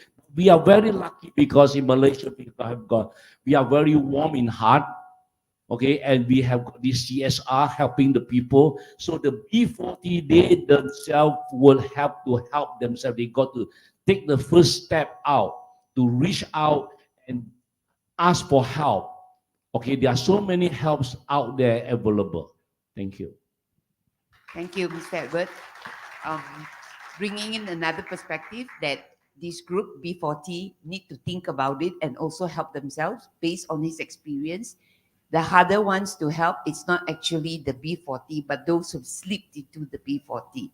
So, ladies and gentlemen, if you have lost track of what we've talked about, the question number one was actually, who bears the greatest responsibility? So each of our panelists have given their opinion of it regarding this. So then there must be a leader among the pack, usually. You've got different representations of segments of society. We've got the government of the day, entrepreneur, associate, also entrepreneur, Rotary, a very established charity body. But who's the leader of the pack? So having said that, I'll go to the second question. Some of the panelists have mentioned it, but let me set up the scenario. If I throw all four of you on an island, and I say, I'll only get you off the island if you know how to collaboratively give me a B40 solution, what would your thinking be? So YB, I'm going to pose the question to you. Who's the leader of the pack when it comes to bearing the responsibility? Is it the government of the day that gives the leadership? Is it the government of the day that brings the people together, the different segments of society? Engineer Farm has said that we need a good policy, but all policies need to be translated into action. And who's going to be the champion on the ground to do it? Madam Jean is doing work on her own. Rotary is also doing work in the community. But if I put all the forces together here, it's quite formidable, to tackle B40. We have talented speakers here, individuals here. It's a very formidable group of people collectively to tackle the B40 issue. So YB, I'm going to pose you the hardest question. Has the Madani government done enough to think about the B40 group?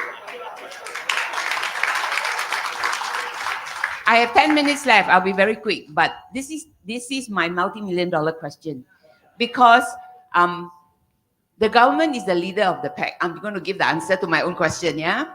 The government is the leader of the pack because the government decrees policies. The government gives grants to NGOs to do the thing. So YB, I'm really curious to know, as the leader of the pack for us here, what's in store for us for the future?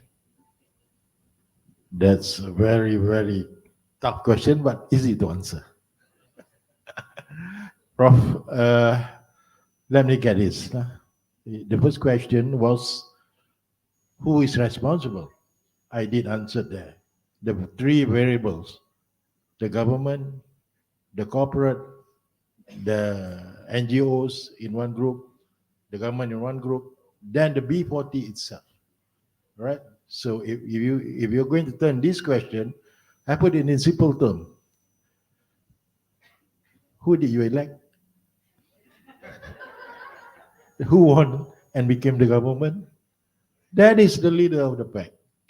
Right now, our PMX 10, Dato Sri Muhammad Dato Sri Anwar Ibrahim, he's the leader of the pack, because his cabinet is the the generals and the government service is the soldiers, plus at the same time running hand in hand the private sector.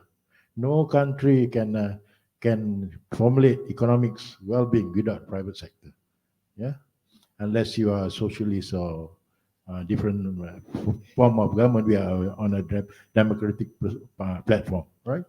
So, in replying your question, the government is the leader of the pack. They decide the policy. They decide the product projection, and beside that, the stability of the politics of the country is very important. As an investor, I do not want to invest in a country in one term for prime minister. I would definitely look, if I pump in a few billion, the next person comes in, the policy might be different. Yeah, that is one aspect. That's the reason why the government is the leader of the pack. Okay, and beside that, government are the person that will have to take care on the welfare of every citizen in the country. That's construed under Constitution. Direct to the point. Okay, the other question about these three variables, the very hardest is, as what Edward was telling, right? It is the B40 group. I will tell you this. I came from the lowest point of the B40s, the native. How did I rise? The reason is awareness. So the government have to, the NGOs have to, the corporate sector have to give this awareness. If without this awareness, those people will be very hard to climb. Me, the reason is my family awareness of education. Standard 2, I played truant. I will tell you. I didn't go to school. I wear the uniform. Goes halfway, I didn't go to school. My grandmother found out we were from a very poor family, originated from Cameron Highland. You know what my grandmother did? Bro, he tied me to a coconut tree. Honestly, tied me to a coconut tree. Do you know this? In Malay, they call it semut merah. Put all the semut merah, start biting me, and then he went and pulled some grasses and fed me with the grasses. You want to be stupid? You want to be like us? We are so poor. We have to think what tomorrow we got to eat. So the only thing, go to school and be somebody better. After that, I learned my lesson. I was among the best students, and I think I was the first orang asli to be sent to a boarding school. Yeah? But my ambition at the time, I wanted to be a policeman. I became one. But in the police force, you want to climb, you have to have education. They need certificate and such. I rejuvenate myself and I went to school again, even though I worked with the heavy workload. I was an assistant director for fraud, for financial fraud, and a few cases that I investigated was one NDB, which I was involved, and the Forex 30 billion blunder, the RCI Parliament forwarded to the PDRM. I was the investigating officer. So it was quite messy. And during my police force, until I became a politician, I was able to attain 3 diploma, from one UKM, one ITM, one from Virginia State University. My degree was a first class honors from University of London. I have 2 masters. One is a Chancellor's Award in Public Administration, Open U. Another one is MBA from West Scotland University. So, if God willing, by May, I will graduate from SEGI with a doctorate. That's what I'm trying. I'm to cut short. The important aspect, you have these 3 variables. The last variable, that is the B40 group, if they don't have a mindset and we want them to go up, the only avenue is education. Look at our society in Malaysia. Yang berhormat, yang berusaha, do you see the most professional around? It's from the Indian community. How did they come up? Education. And I'm trying to emulate my people, follow that. Go to school, attain. You have the best whatever government can give. Because under Article 85C of the Constitution, the orang asli lot are a special lot. So grab it. I just want to comment that. If you ask my question, that's the answer. Thank you, YB, for your inspiring story. I have to say, yes, sir. Behind every man's success, there's a woman. Yes. You're looking at her. I have to say, YB, your grandmother was a very wise woman. My brothers were also tied to the rubber tree because they did not go to school. But that's where the story ends. We are a bit short of time, but we have talked about the role of the different sectors and that everyone plays the responsibility. But Mr. Edward highlighted something very pertinent, that the group that needs to be helped has to help themselves the most. So there's an adage that says, don't give them the fish, but teach them how to fish. So based on your views from the group that you represent, how do we teach the B40s to fish? Yes, of course. I would like to answer this because I feel that no doubt the final responsibility lies in the B40, the parents, and also the children. But we need to motivate them. We need to give them the know-how. And this is where the local government can do by giving funds and fundings to schools and communities within, let's say, Cameron Highlands, to give them the motivation. Why? Why do they need to move out of the B40? And the know-how. Knowing the why is not good enough. It's the know-how. For the parents, don't forget the parents, build entrepreneur skills. Instead of just farming, just to sell, we can help them to upskill it. The government can provide funds and the business institutions can come together with know-how and machineries. For example, if the farmers are planting sweet potatoes, why not make sweet potatoes chips? To upskill it. For example, why don't we encourage what is trending and what is also, where people will pay for the kind of snacks, and it's kale. Dehydrate the kale, pack it well with good graphic designs. And this is where commercial institutes can help, and the government will use the local funds effectively to actually create, apart from farming, gather all the farmers together into one whole cooperative where the machines can be funded, and then they can put in their sweet potatoes, their kales or whatever to make it into finished products. And I would like to suggest further, the children. The children who have gone to school, let's say they go and learn marketing and business skills, they should come back to continue the business. And how do they do that?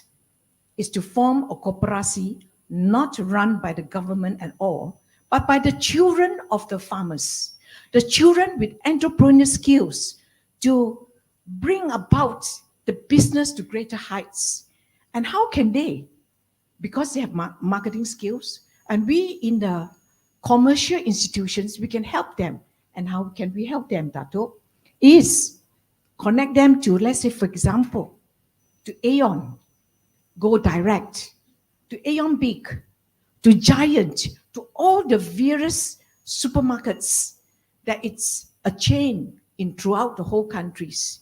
Cut down the middleman so that the money goes straight to the pockets of the cooperative that is run by the children and the parents. And then they can see, aha, I actually see the money. the more profit will be shared among the whole community. And without fail, Dato', your whole Cameron groups in Cameron Highlands, for sure, if we can do some research, what kind of vegetables is trending? What would give higher price? And how can I, apart from selling in the marketplace, to also introduce an upskill to go into an industry with good graphics to come out with the finished packaging, and then the children come back to do the business and continue to run and prosper Cameron Highlands. And not only just that, there's so many beautiful places in Cameron Highlands. How well is the tourism being promoted? How well have we encouraged the people within Cameron Highlands that they could do something that could attract the tourists to come? Like, for example, urban children would love to have farm stay. Could they make some farm houses that is nice and neat, and yet they can do some farming and do it, and then cut the vegetables and do the cooking? So they can have someone to teach them how to do the cooking as well. So we can add value to the stays, and a lot of school children, including Segi College, could also send their children up to Cameron Highlands to stay, to experience what farming life is all about, to be grounded, to walk barefooted onto the ground, the sand, to the soil. The soil is so important to us. Why is the soil important? Without the soil, we will all be dead. There'll be no food. And Dato', I would like to say, if possible, in Cameron Highlands, try to go organic. Use organic soil. There's too much chemicals. If there's too much chemicals, the soil will turn into sand. And when it turns into sand, it's the end of the story. So you got to be aware of the preservation of Cameron Highlands, our beautiful highlands, to preserve it with organic soil. It's time to make the changes. Many countries in Europe and in America have seen their soil turn into sand. You can Google this. It's UNCHR. You can see that. It's in UNESCO, how soil has turned into sand. And let's live our beautiful country. We have such a beautiful country full of bountiness, and we are so blessed. But we need to keep the soil. So, Dato', you really have a big task ahead to take care of your Cameron Highlands, to make it a beautiful place that is fully organic, and to upscale it and to upgrade it. Thank you so much. Thank you, Madam Jean. I would like to open up the same question. We have short of time. Maybe just some final thoughts regarding how the B40 community can help themselves. Thank you, Prof. Irene. So, of course, on the first question that you have mentioned, definitely government is definitely the leader, yeah, in terms of that. In terms of B40, how they can help themselves, probably just like Mr. Raymond has mentioned before, many of us, our friends and so on, I think once upon a time we were actually in B40 families. I think the belief and also the direction that we know where we are going with the hands that is rendered by people like the organization or the learning institution, that is definitely important, because given the knowledge how we can actually go through the pathway. For instance, after you have completed your studies, you can actually become, for instance, if you are accountant, a chartered accountant, how to become a chartered accountant, how to become a professional engineer, and so on. And this will definitely a process that will guide you to move from B40 to M40 and later on toward T20. Thank you very much. Thank you very much, Mr. Edward. Thank you. This is the advantage when you're the last to speak. They will say time's up. Anyway, okay, how does the B40 be able to help themselves? Okay, as answering the question is what YB Dato has just mentioned, that, government should be taking the lead, okay, to break the cycle, okay. Personally, I don't quite agree with that, okay. Why is it so? Because the government itself has got so much things to do, okay, they got no time to go on the ground to understand the B40s. Okay, the ones that be supposed to take in the lead, okay, should be the NGOs. Because in Rotary clubs like us, we reach out to them, We understand them, we study them, we talk to them. And we make studies, okay, on their lifestyle, okay, on their needs, okay, and we tailor what they call it, whatever needs that they require. And then we will reach out to the governments. We will reach out to the corporates. So it doesn't really matter. So as I mentioned earlier, that, you know, if you ask anybody in the street, they will finger point at the government. Okay, I was just joking, but don't blame the government. Do not blame the government. I'm not a politician, but do not blame the government if the B40 continue to exist. Okay, but support the NGO. Support the NGO to do the job, because NGO are the one that is actually reaching out, providing services, what do you call it, and helping the poor to, what do you call it, reshape the community, to reshape the nations, to make the difference. And we know where the needs are and who are the people who needs them. Okay, so you need two hands to clap. You can't clap with one hand. NGO alone cannot do the job. I don't mean to say that NGO are great, but NGO itself can't do the job without the support of the government. Likewise, the government itself can't do the job without the support of the NGOs as well. Okay, they made the policies, okay, they got grants, okay, but they need the people to distribute it out, to reach out to the B40. You don't ask YB to go to the to reach out to talk to all the B40 family. Okay, they got no time for that. They got better things to do.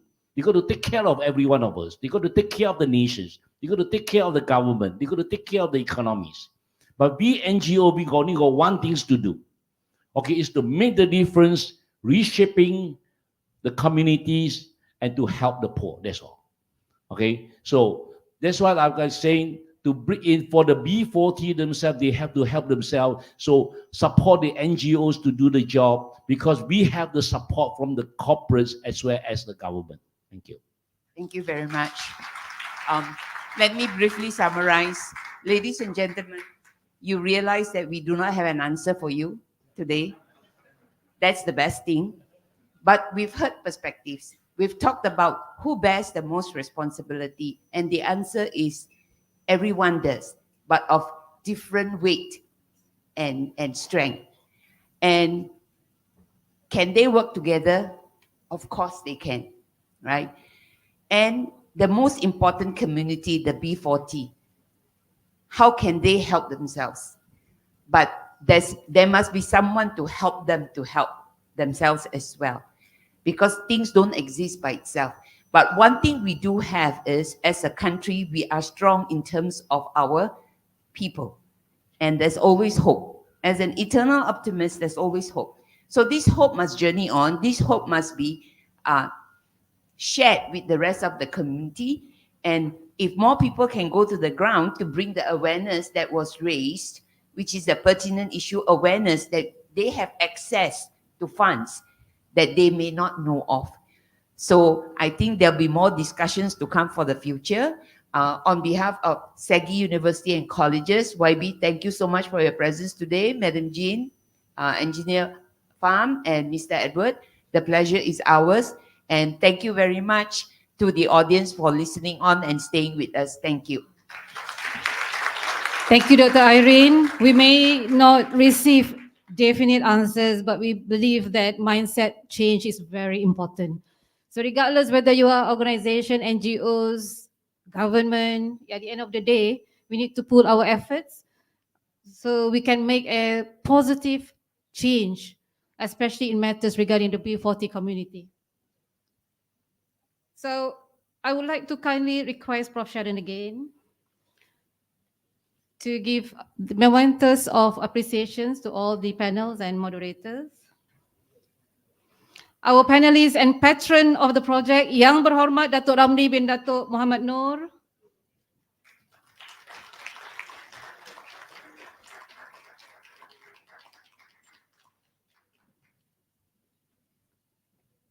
Ms. Jin Yap, Managing Director, Catherine BJ's Berhad, and co-founder of La Gourmet.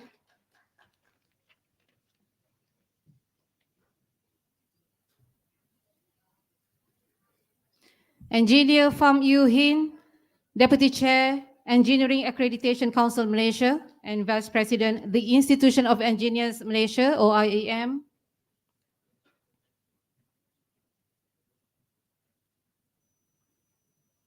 Mr. Edward Koo, District Governor Nominee Rotary Club of KLCC.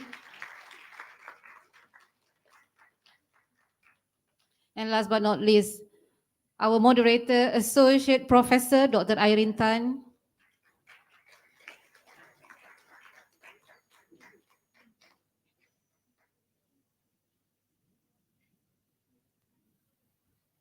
Thank you, Prof. Sharon. Thank you again to all the panelists and moderators for the insightful discussion. Let us give them a round of applause, please.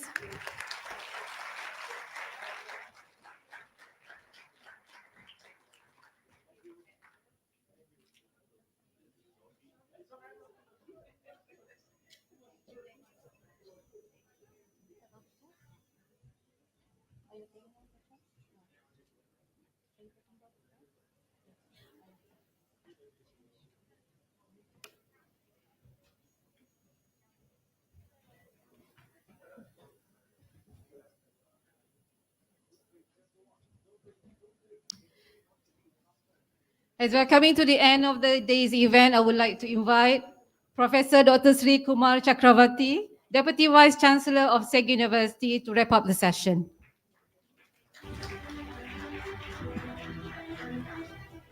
Thank you. Okay, cut the music, please. Cut the music. Okay, ladies and gentlemen, thank you so much. I see a lot of people looking at your watches, so I'll make it not more than 2 minutes. Members of the two panels, respected panelists, experts, and all of you here who attended the session today. We've had 2 amazing sessions. What I'm going to do now is a quick wrap-up of the session, not more than 2 minutes. We started with an amazing video, a soul-touching video of a child telling her mother that she wants to be a doctor. And then the question arose as to whether this is possible. Can the mother afford it? And later on, we had a speech by YB Dato, where among the points that he highlighted, one of which was 20% of sleeping down to the. So before the first panel started, we were having a discussion about these countries and whether there was any hope. So with the first panel that we had, the question was the equal opportunity to education should be. The answer was yes and no. Yes for what and no for what. Yes is because there is inequality. No, there is no equality. Inequality in the sense of infrastructure. That's what infrastructure differences here. But yes, we do have equality because everybody gets benefits in public healthcare, in public universities, and similar equal benefits in private universities. Dato gave a beautiful example of how in countries like India and Singapore, when a person does not get a job seat, any course in a public university, they do not know what to do. But here, there are opportunities in private universities. So that is one great aspect of our country that we have here. Everybody who knocks on your door gets an answer. In the second panel discussion on breaking the cycle of B40, the summary was that it is a role of different bodies, the government, society, NGOs, institutions, professional bodies. Everybody must join together to break the cycle of poverty. But most important, the B40s have to bear their own responsibility. They must wake up themselves. It's no use us giving money to them if they don't wake up. It will be a continuous cycle. Rather than a cycle of poverty, it is going to be a cycle of them expecting help from us. So we need to reword cycle to circle. Circle, if you've done your geometry, has infinite opportunities to end with a good end. Elton John says the circle of life is a circle between despair and hope. That's the same thing. A circle for a B40 is a circle between despair and hope. Everybody at a B40 will come up to an M40 at some point. 4 of the panelist members have said that they had started off their life as B40. At the same time, anybody in an M40 can come down to B40 as well. So it is a circle of life. Let us remember the song by Elton John. So with this, the answer is that yes, the cycle can be broken. And number two, yes, opportunities exist. Your role today is take back this message to all your friends and tell them that, are you poor? Are you in B40? Fear not, we have opportunities. Public universities, private universities like SEGI that is starting this is hoping to make sure that your endeavor to educate yourself despite not having money is a possibility. Okay, before I end, every serious session should end with humor. I'll probably end with a little bit of humor. I got maybe 30 seconds more. Dato Kamalanathan said that in his experiences, there were some children in primary school who said their ambition is to become a doctor. The first video there actually showed a small child, 6-year-old child, that said she wants to be a doctor. There is a movie on Netflix called Nowhere, Spanish movie, where a pregnant lady tells her husband, this child will be a doctor. Point number 4. Nature Journal says that genomic sequencing, even before a child is born, can tell you whether the child has tendency to be a doctor or not. So ladies and gentlemen, even if a child does not want to be a doctor, everybody compels the child to be a doctor even before the child is born. And who am I to say this? Ladies and gentlemen, I am a doctor. I spent 13 years studying for a program which, when I came out ready to see my first patient, saw that all my friends were already CEOs or COOs or married and had happy lives, and I was just starting my career. So don't compel your children's education. Let them do what they want to do, and let us not go to the extent of a genomic sequencing to decide what the child wants to do, when he may want to become a nasi lemak seller. That may be his future that he wants to do. Okay, thank you so much for attending the session today. Thank you to all the dignitaries today, and we hope we have a good day. Thank you, and back to you. Thank you, Prof. Sri, for the 2 minutes wrap-up session. So before we end today's event, I would like to announce that PT and Extra is available now in SEGI University and colleges for selected degree and diploma programs for the B40 community. Now, this includes degree in medicine, engineering, dentistry, diploma in nursing, and early childhood care and education, and many more. Visit us in our campuses or visit www.segi.edu.my to book a free consultation with our course counselors. As the saying goes, to every beginning there is an ending. And now the ceremony has come to its end. Once again, thank you everyone for gracing the launching of Project Bina Siswa B40 at Cameron with YB Dato Ramli. So we really appreciate your presence. Spread the word, Segians. We should be proud of this first of its kind initiative in Malaysia for the B40s. So see you next time, and do take care.